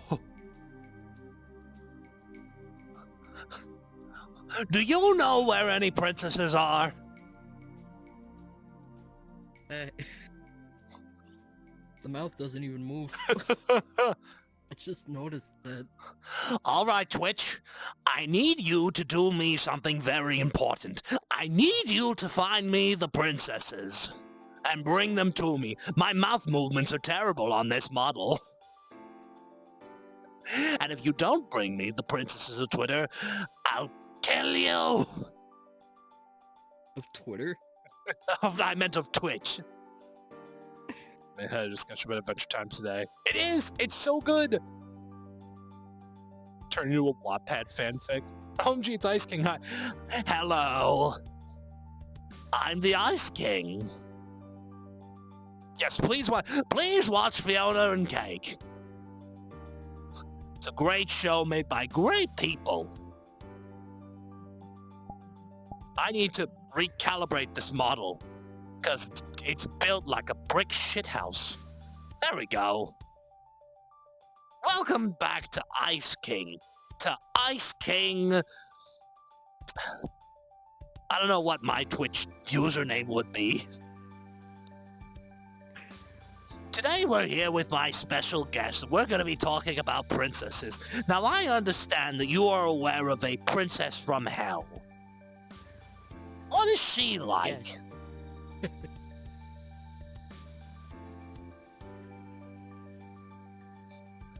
Because I've heard from certain sources that she's a basic bitch and isn't even the main character in her own franchise. Ooh, I'm getting a little spicy. Or should I say, icy. Dropout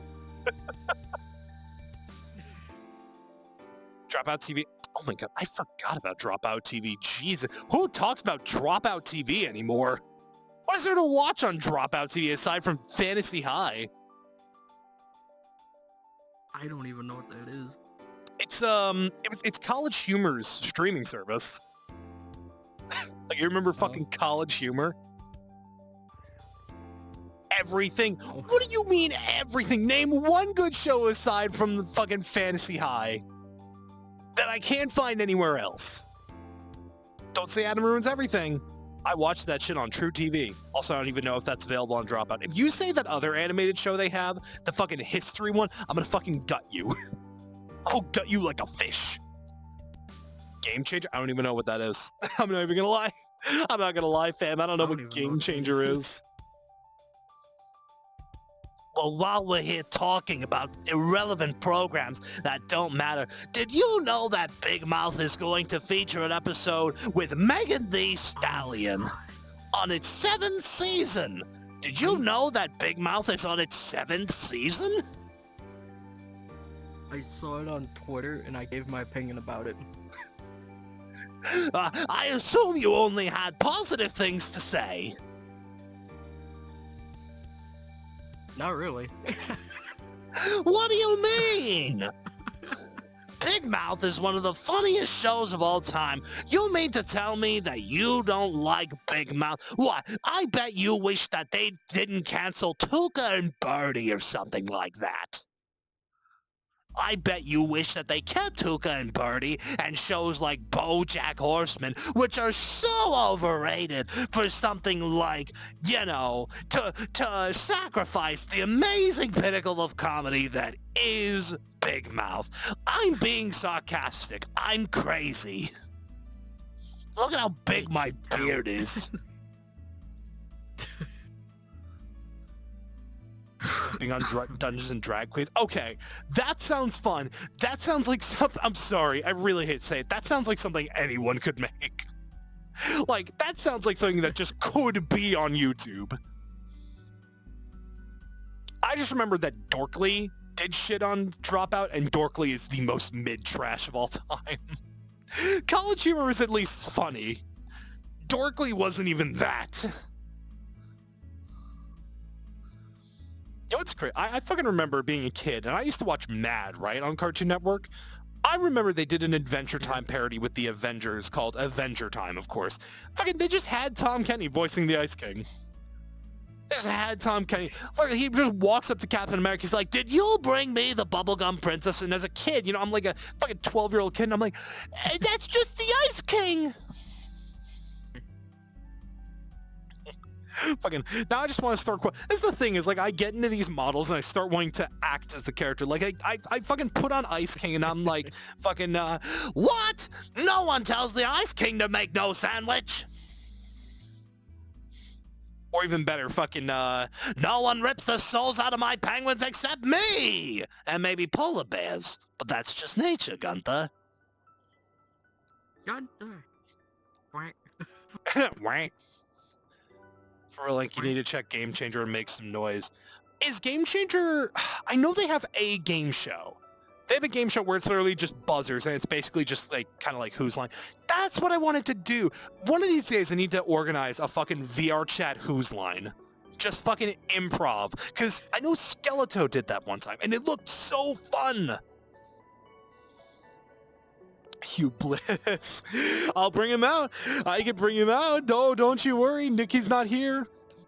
If I have him saved, that is. No. Oh, wait, I might. Do I have him saved? Is he recent enough? No, I don't.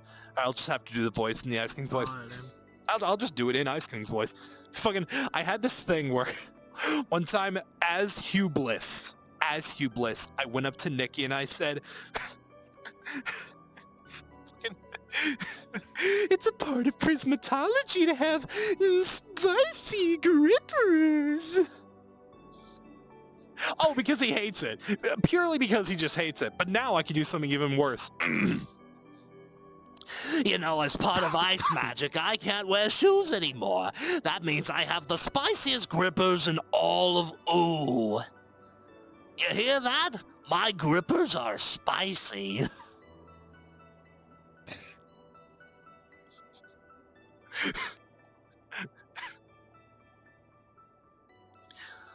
These hands have committed sin because they have created the thought process to say spicy grippers in Ice King's voice. Don't worry though, I could say it in an even more cursed avatar. You know, like this one. May I present to you...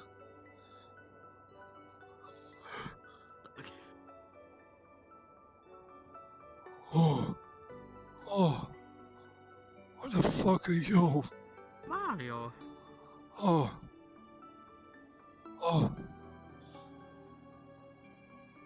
What the? It's that scene from fucking oh, what's it called? Smiling Friends, like, oh, dude, what the fuck even are you? Dude. Holy shit. It's like I'm seeing double. Holy shit. Luigi. Luigi. I think it's the only Luigi-related avatar I have. I need you to tell me that I can leave the room anytime I want. I need you to tell me that I can leave anytime I want.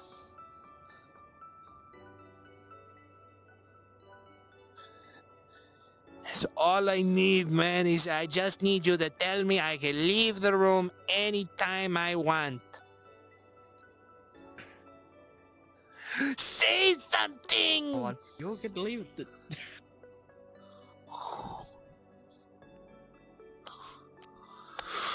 Oh, mamma mia. Say it! You could leave the room.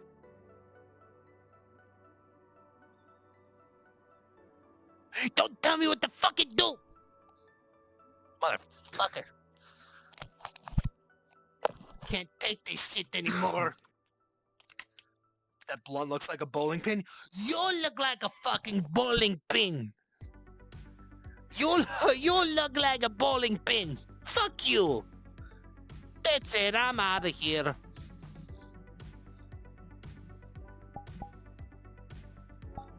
I could be someone else. I could even be, you know, Wario. Oh, I just fucking... my fucking controller slapped my fan. I can't reach the viewfinder. Oh, wait. Hi.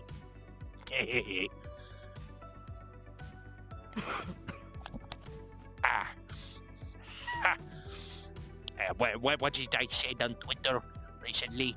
What was it I said? Oh, yeah. Trans rights. And also trans wrongs. Wario eyes do the Wind Waker thing? What do you mean they do the Wind Waker thing? Huh? What? I've never played Wind Waker. Holy shit. Don't look now, chat. But I think that Mario is behind me. Don't look now, chat. Just don't look at him. I don't like him. You want fun? Wario show you fun.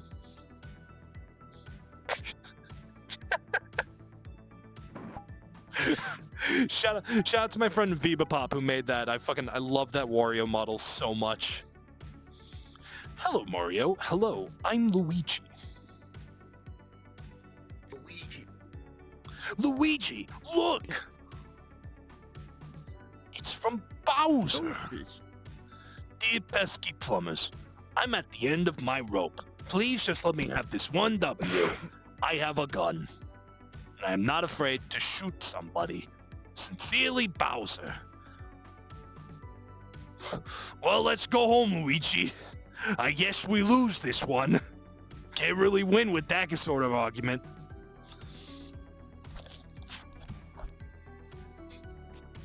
Just Mario over there.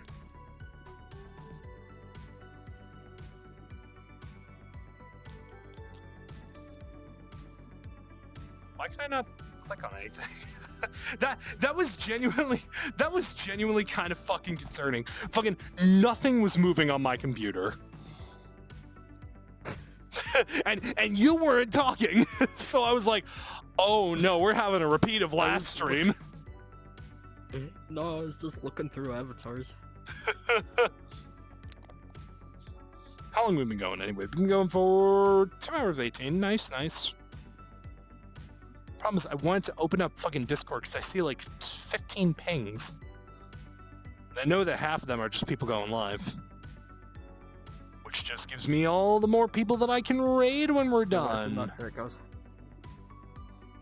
There he is. There's the boy. It wouldn't let me change for a minute. Oh yeah, I've had that happen.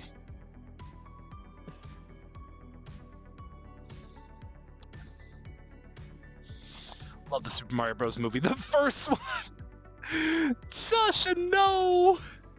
You're like the only human being that loves the first Super Mario Brothers movie. It's incredible. We finally found the one human that loves the Super Mario Brothers movie, and not the Super Mario Brothers movie. I've actually never seen... Ever seen the first one or the remake? Or not the remake, but the new one. I've seen the new one, but not the old one. What did you think of the new one? It's a movie. That is true, Sasha. You are not a human. You're a shark. It's literally that quote from that, what's that show called? Fucking, the girl, she goes, but I'm not a girl. I'm a shark. I want to position the camera in a way so that chat can see both of us. There we go. That's good. Yeah, I like the Mario movie. I've gone over this conversation with a friend of mine, Zoidberg, plenty of times. Hot take, in the most recent Mario movie, the song Peaches is overrated. Yes! Yes! Jesus Christ! Yes. The TikTok... You know what's funny?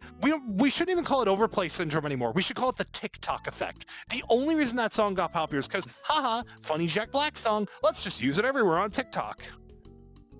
I'm so sorry. I love Jack Black. I really do.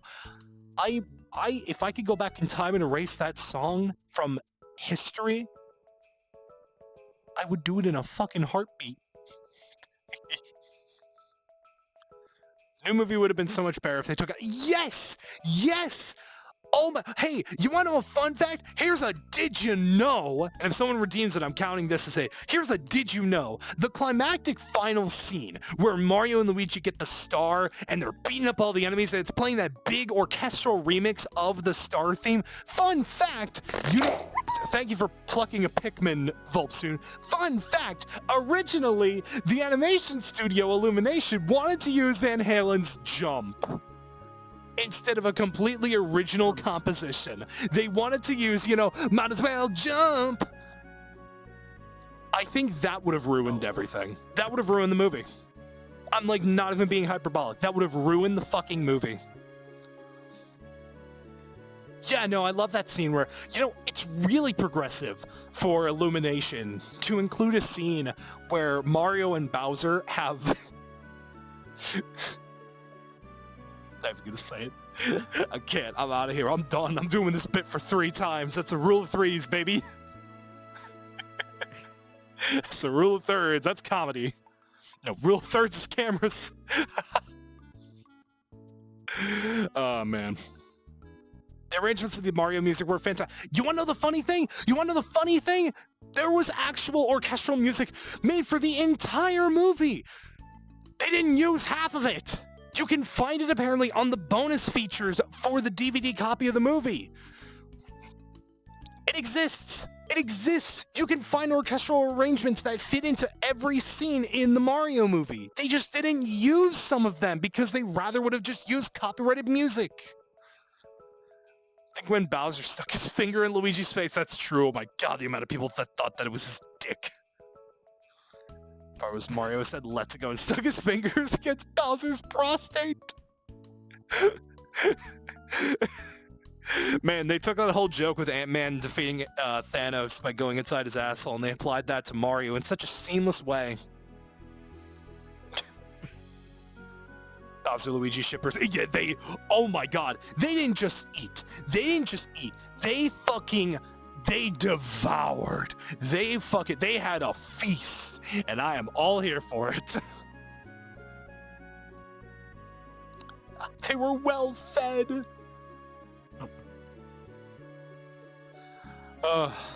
It's a good movie. Said it again. Big mood. See, I don't even have stick drift. I have like controllers flying at random.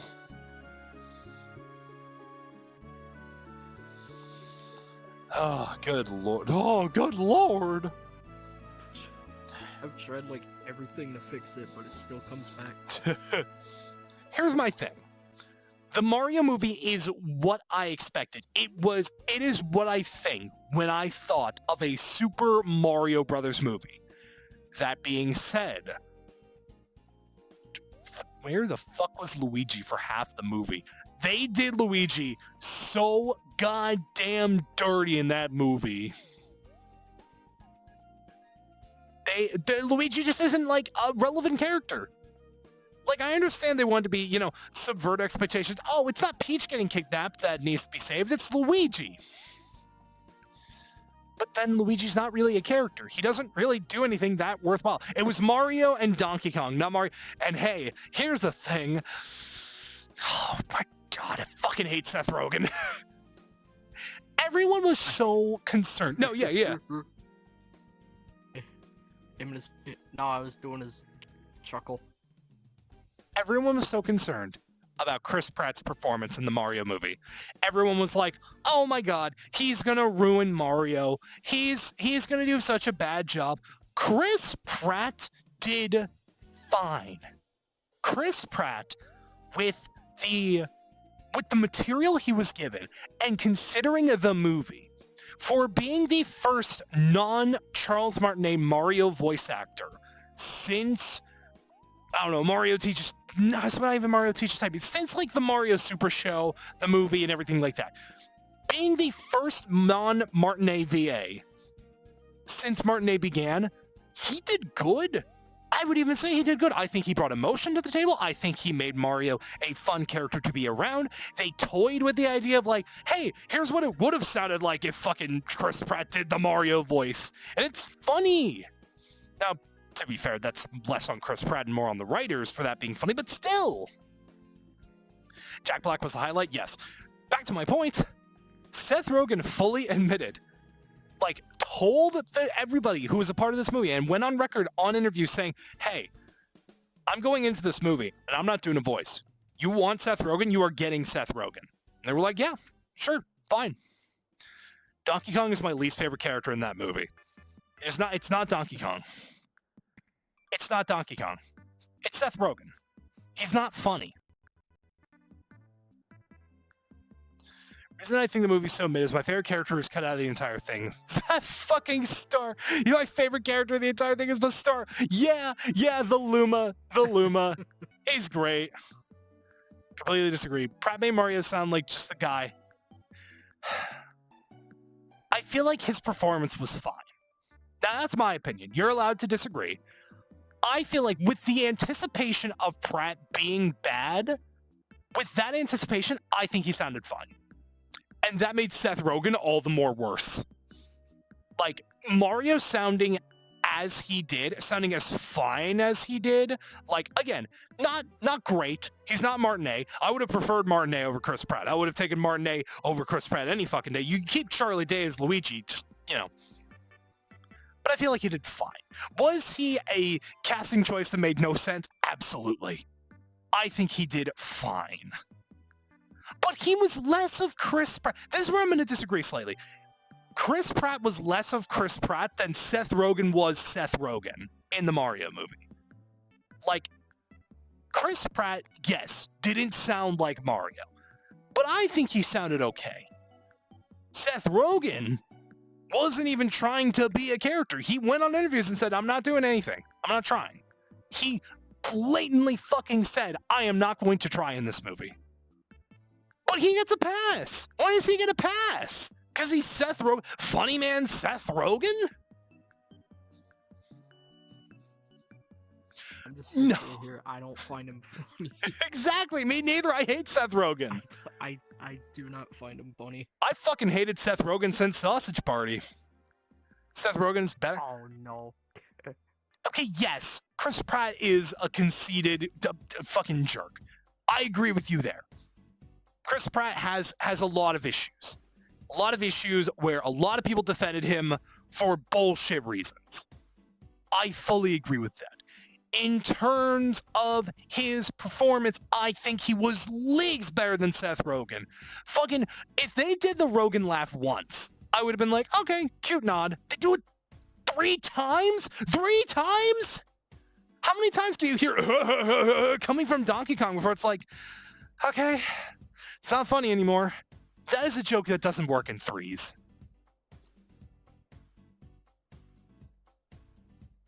Hot take, Seth Rogen was never funny, true. Don't even bring up Sausage Party. The Sausage Party fiasco is genuinely why I do not respect Seth Rogen. He does not care for animation. It was that, and it was fucking that bullshit Christmas miniseries, Santa Inc. or whatever it's called. That. He obviously does not fucking understand animation or comedy. He can't do it. Yeah, Diddy Kong was great. Hey, that's the thing. Everyone was so worried about the designs in the movie. People thought they were going to fuck it up beyond belief. I think the character designs in the Mario movie are some of the best designs the Mario characters have ever had. You're telling me anyone in that cast other than Jack Black cares about... No. Well, I feel like there's an argument for Charlie Day because he apparently is really enthusiastic about a potential Luigi's Mansion movie. He apparently is like, hey, I would so be fucking down with a Luigi's Mansion standalone movie.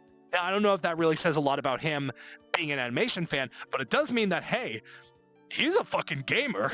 Like, he genuinely, him, Jack Black, and I think, Keegan-Michael Key, who played Toad, they're like actual fucking gamers. But yeah, the designs of that movie are great. They're some of the best the Mario characters have ever looked. The only one I don't like is Peach. I think Peach looks kind of bad in that movie.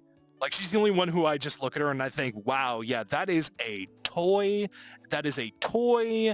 Like, that was made by the toy production company and handed to the animators like, here, make that happen. It's like, okay. Oh, kill for a Luigi's Mansion movie because it translates infinitely. Yes, absolutely. Because when you do a Super Mario Brothers movie, you have to encompass a lot, which is why I'm hoping for the sequel, they don't just call it the Super Mario Brothers movie 2, they call it something like, because it, we all saw the movie, or at least, most of us saw the movie. Yoshi is going to be in the second movie. Can we get a Super Mario World movie? I don't know, go back to Dinosaur Land. That'd be fun. Remember the fake testimonies how they all love Mario and them not being able to say Koopas? Yeah, fucking Chris Pratt, like, I love playing Mario and I loved stomping on all the Koopas. We don't need a second movie. But Booker, that's the thing. We may not need a second movie. The first movie was a box office slam dunk.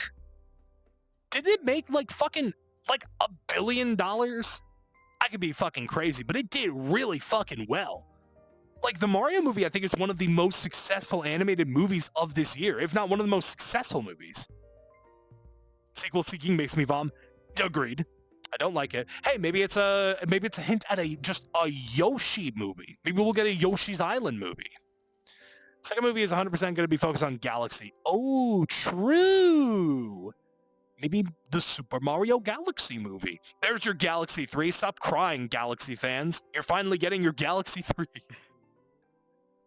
But you know for a fact. Exactly. You're finally getting your Galaxy 3. You know for a fact they're just going to find whatever contemporary celebrity is just popular at the time to play Rosaline, and that's going to suck. That's going to suck, because, man, I mean, I can't think of a lot of voice actors that would, like, do a bang-up job. Maybe Rosalina's original voice actress.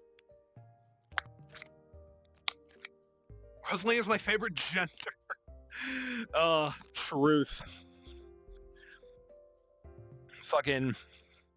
It sucks. I don't know. Maybe like, I don't know, Mila Kunis. Maybe she could do well. I mean, she's a good voice actress. You know, outside of being Meg on Family Guy, she's had really fucking banger roles.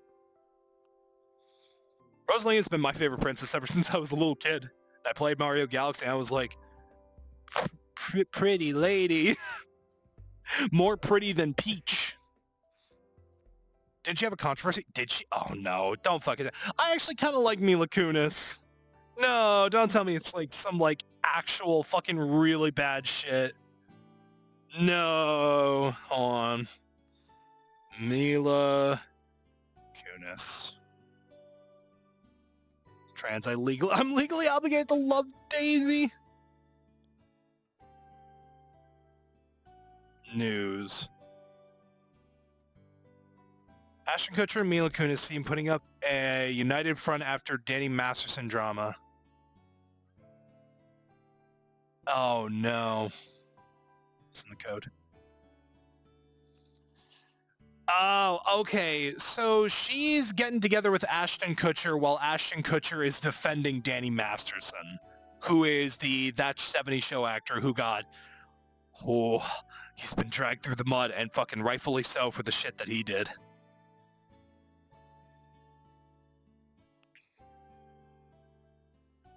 Yikes. That sucks. I like Mila Kunis. She's a good voice actress. They sent letters of support? Fuck. You know what? I'm going to comment on this. I know it's like a long time later.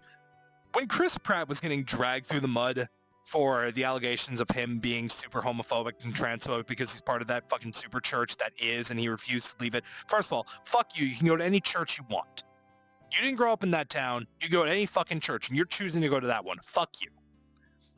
Fuck you and your fucking star power making you think that you are above everyone else. Second, fuck the whole Marvel cast who rushed to his aid after he was being rightfully fucking slammed on Twitter. Because these are the same sons of bitches who didn't give that support to Brie Larson when she was getting slammed for all the Captain Marvel bullshit.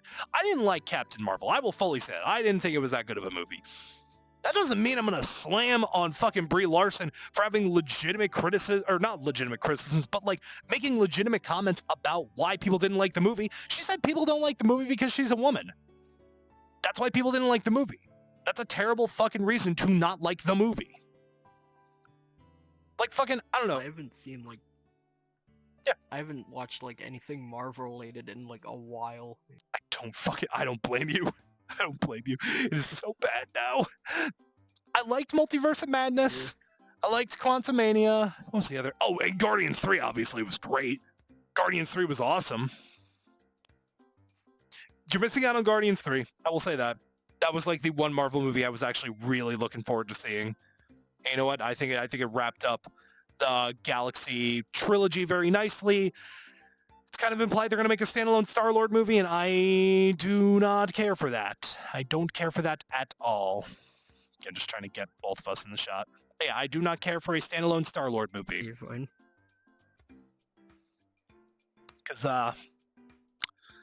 yeah, no. Who actually cares about a standalone Star-Lord movie? Huh. Oh, Lord above. A lot of rambling and ranting on this stream.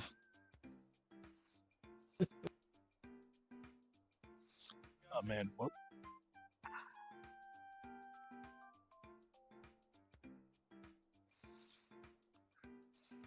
Barely watched anything since after the last Avengers movie. Damn. That's fair, Sasha. That's fair.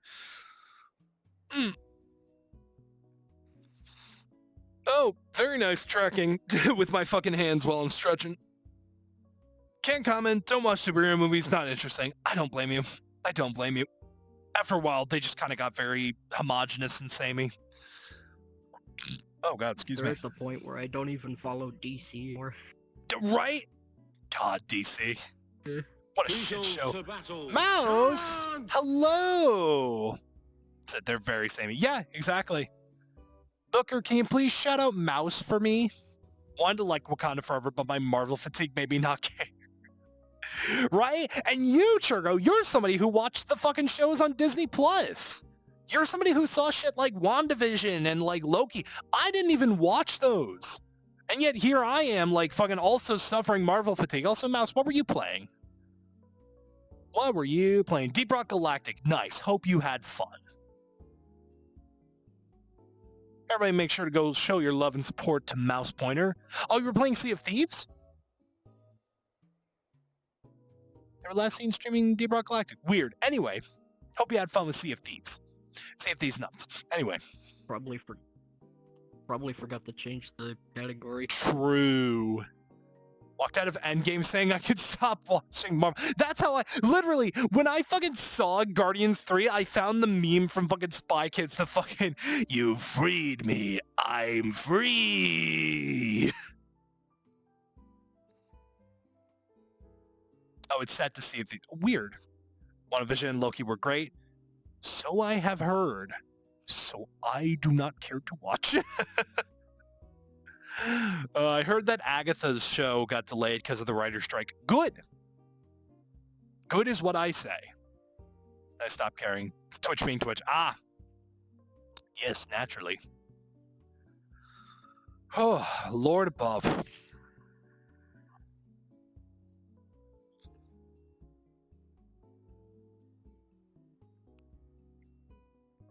Got going from Adventure Time to Mario to, or Adventure Time to Vivzy Pop to Mario to Hazbin. Or no, to Marvel. Or no. I'm what you call stupid. And I've also been live for almost 2 hours and 40 minutes. Did I see the writer's strike news? Yes! Yes! We won! We, like I'm a fucking writer. The Also, writers there might won! be a strike in the games industry. Yeah, let's go! Workers' rights! Probably. Listen, if they have a reason to strike, it is a reason to strike. Fuck big businesses. Fuck the industry. The industry should work for you. You shouldn't work for the industry. A lot of the game companies that would be affected by the strike, kind of obvious in my opinion. Yeah, Epic, EA, Activision. It's all the shitty game companies. But then there are some surprises. Something... I could have sworn I saw something related to Disney on that list. To who? Something related to Disney. I forgot what it was. I wouldn't be surprised. Their company is ethical. No, the first big production company that signed with the WGA to actually, like, you know, agree to their terms was A24. Fucking based A24 as usual. Typical A24W. Studio that picked up this Yeah. was the first to agree to it. Because A24 is all about the creatives. They know, like, yeah, they're a business, but they are all about, like, hey, what is the movie that people want to make?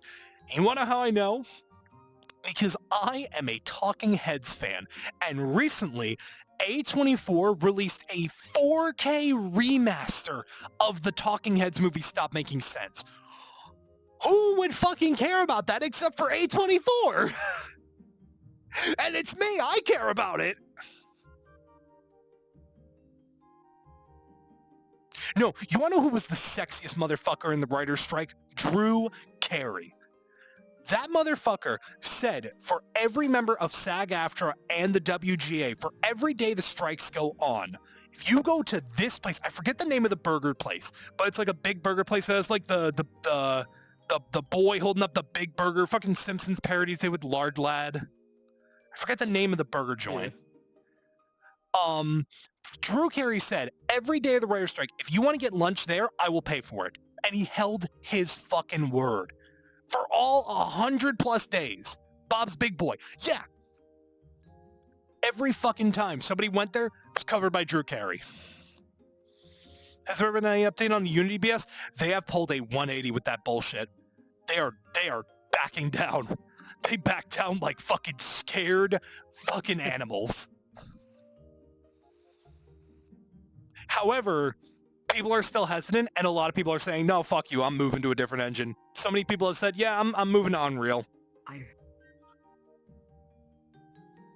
could have sworn I remember Cole the Lamb's response to it, but I forgot what it was so long ago. They switch faster than auto balance. Absolutely fuck Unity. It just sucks because a lot of games are built on Unity. So a lot of bigger game devs maybe could have had an easier transition, would have been hell on developers and crunch, but you know, they have big teams. Indie devs were gonna fucking suffer. Like they were actually gonna be in such deep shit. Fucking, I remember, what's the name of the studio? Is it called like Crab with a Knife or something like that? They put out a message saying, hey, our newest game, it just might not come out. Or like, we're just fucked. Or no, what they actually said was, we're just going to release it and we're just going to have to take the money losses. The game is going to be an economic fail for us. Like, it's not going to make any money and we'll just have to, you know, deal with it. You don't get this RPG. You don't get this bullshit with RPG Maker 2003, which, by the way, was like $3 on Steam for a little while, and I fucking bought it, and I want to make an RPG. Relogic's response was priceless. What did Relogic say? Here's the thing. Here's how I knew that Unity wasn't going to get away with it. The community backlash and Nintendo uses Unity. For games like Pokemon Go, they run on Unity, apparently. No fucking Try asking them for money. No chance. Not even a fucking option was it going to fucking work. They will not give you a cent. You know what it was? It was Nintendo and it was Disney. Nintendo and Disney. Try asking them, hey, you know these games that you've made? Oh. Every time somebody downloads it, give us money. They would probably be like, yeah, you want to talk to our lawyers about that? They would have fought that shit hard. Yeah, because like Disney has a bunch of games that run on Unity. Unity is the game engine. It is the industry. It is like Adobe Premiere Pro for like the editing industry, or like Pro Tool for like sound engineering. Exactly, the companies notorious for, yeah, you know, the companies that are so generous and, you know, understanding with their money and like, oh, you know, to save money, to make money, you gotta spend money. Yeah, you know, those studios. It's like Twitter. It feels like CEOs purposely tagging their companies. Exactly.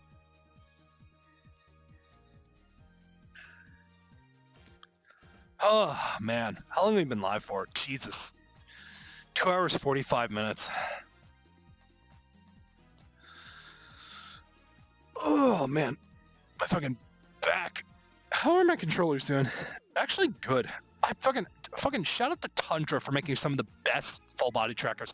There's some companies that you do not mess with. They pick two of the worst ones, threaten even if they didn't mean to. They poked the bear. They didn't just poke the bear. They stabbed the fucker. I was wondering why I mentioned Disney with the mobile thing, but I forgot Marvel Snap. Right, yes! Marvel Snap, probably Disney, whatever their fucking Animal Crossing clone is. That's right, people did sell their stock in Unity before that announcement, which looked really fucking fishy. It looked really sus.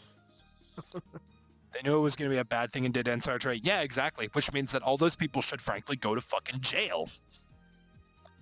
Like, they knew they were making a bad decision that was going to cost them a lot of money, so they just made it so it wouldn't cost them any money. It's upsetting that they're allowed to get away with that shit.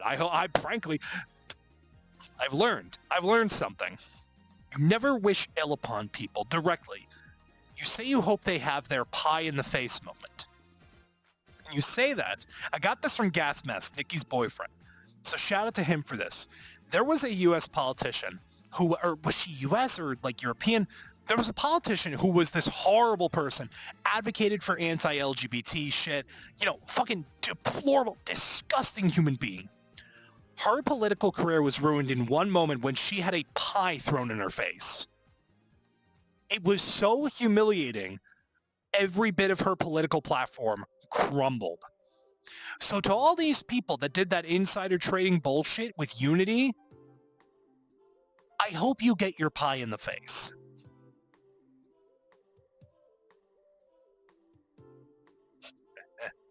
Exactly. Billionaires should not exist. That is the moral of the story. That is the moral of capitalism. We have learned the lesson. We have understood it. Can we be over with it? Can we try a new one? Anita Bryant Wright. Yes. Horrible human being. Got a pie thrown in her face. Her political career was over. Get rid of every billionaire except Except for who? Mr. Beast. Mr. B. Yeah, because he's the only one that does ethical shit with his money. Like, he makes money by doing good things, or at least by being entertaining. Like, fucking, if you asked Jeff Bezos to work in his warehouse, he would say no. If you asked Mr. Beast, do something that you do in one of your videos, he would be like, fuck yeah, that's fun. He makes his money ethically. Sure, there's like some question about like, oh, you know, the whole blindness thing, blah, blah, blah. Why is he doing the work of the healthcare system? That's not his fault. That's not his fault. Stop trying to make him look like a bad guy when he does good things. He is literally the best case scenario for a billionaire. No billionaire is ethical. Yeah. But how did he get his money is the question. Did he get his money through unethical means, rather? No, he got his money through entertainment, pure entertainment. He puts a lot of money into his entertainment and then gets that money back, which he then puts back in. You know what he's doing? He is actually participating in capitalism, unlike Jeff Bezos, who is a fucking dragon. Why is he doing the work of the healthcare system? Because the healthcare system isn't doing its job. Exactly. It's not on him. It's the nature of it. Yeah, exactly. No, that's true. That's true. Him being a billionaire is unfortunately just kind of not a good look. But it does mean that he does get to do things like, I cured X amount of people of blindness. I paid for all these people's treatments. Like, or I gave all these people surgery. I da-da-da-da-da. And of course, there's going to be detractors. He's doing a horrible thing. He's having 2 people stay in a room for 100 days to win 500. That's right. That's right. I forgot about that. Fucking, I remember somebody saying that like every day he's getting closer to that one experiment, the fucking the Stanford prison experiment.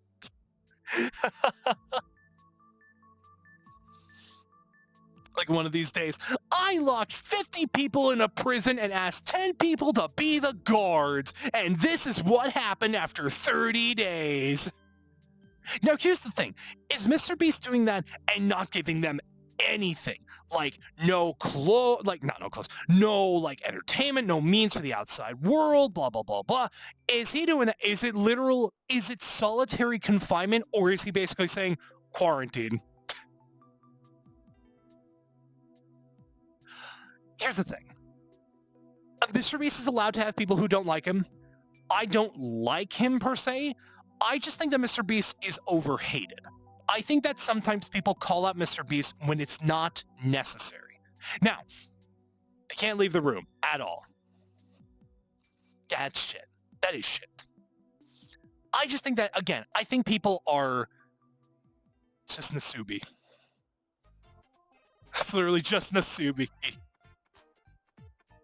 What was the name of that one show where it was like people couldn't leave the room, but they were also like kind of lied to, and they were like baited by coming. It's like, hey, you got a message from your mom. Your brother is dead. Oh my God, you need to go to the funeral right now. And it's like if they left, it's like, oh, actually, you just lost the game. Your brother's fine. I know there was a show like that.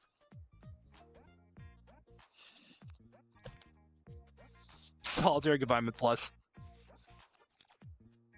I know there was something like that, or at least something in development like that.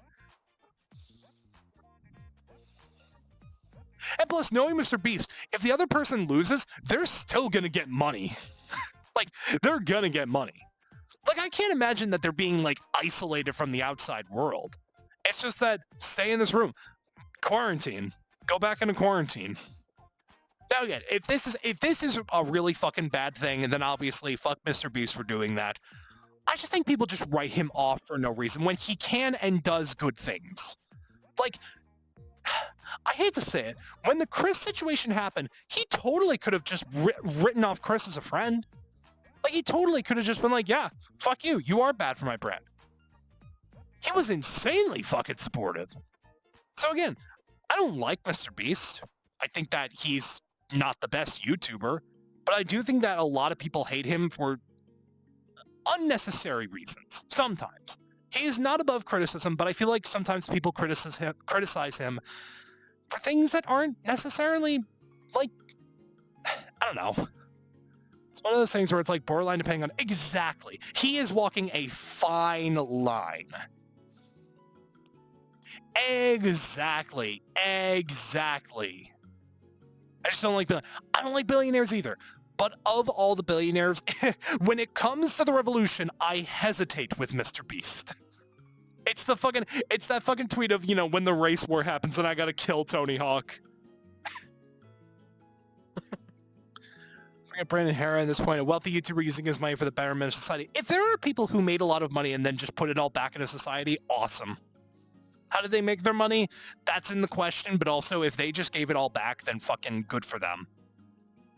There are a lot of totally minute details that are happening when it comes down to a person's individual morality, but universally it would be more ethical to give them money. Yes! But my argument is, how is Mr. Beast going to continue giving back if he doesn't continue his brand of content? Like, that's the thing. With the way the world works right now, Mr. Beast, in order to continue the philanthropy that he is doing, where he goes onto the street and gives people money for doing silly challenges for YouTube videos, he can't do that without doing that. It is better for him to do this than for him to hoard his money. Probably doesn't need to. He's a gun tuber that is now running for Congress. He's tired of the anti-gun. Yeah, fair enough. He's a billionaire at this point, right? Probably doesn't need to. I don't know. I don't know because I'm not Mr. Beast. That's the thing. Maybe he does need all this money to put back into his content. Maybe he doesn't. None of us are going to know. That is going to be my point on it. It's like, nobody knows. How are we supposed to know, like, how much money Mr. Beast really needs?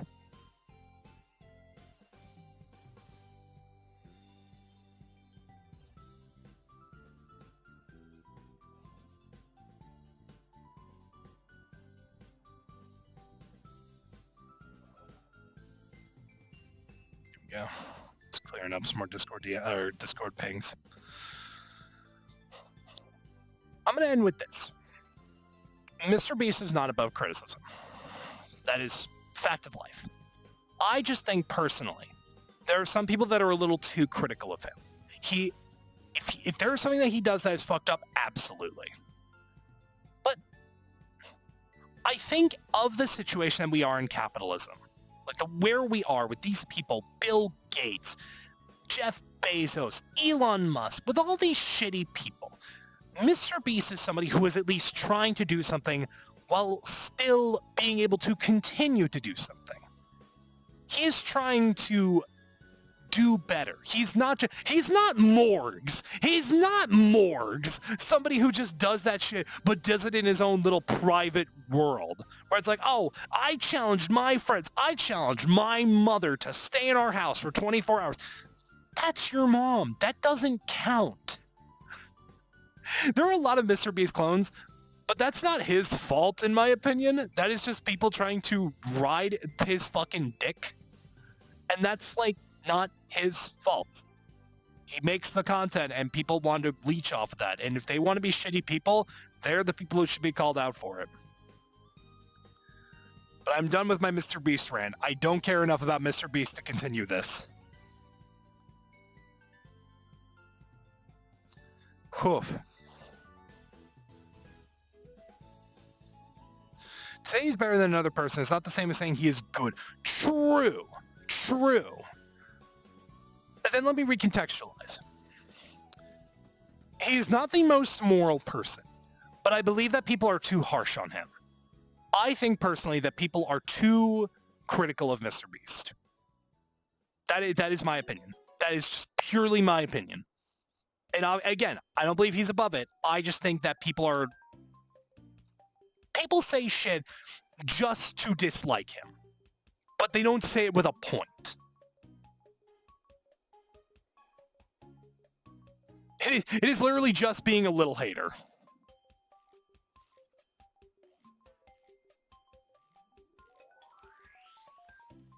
Fuck yeah, I don't even remember where this song comes from, but it's good as hell.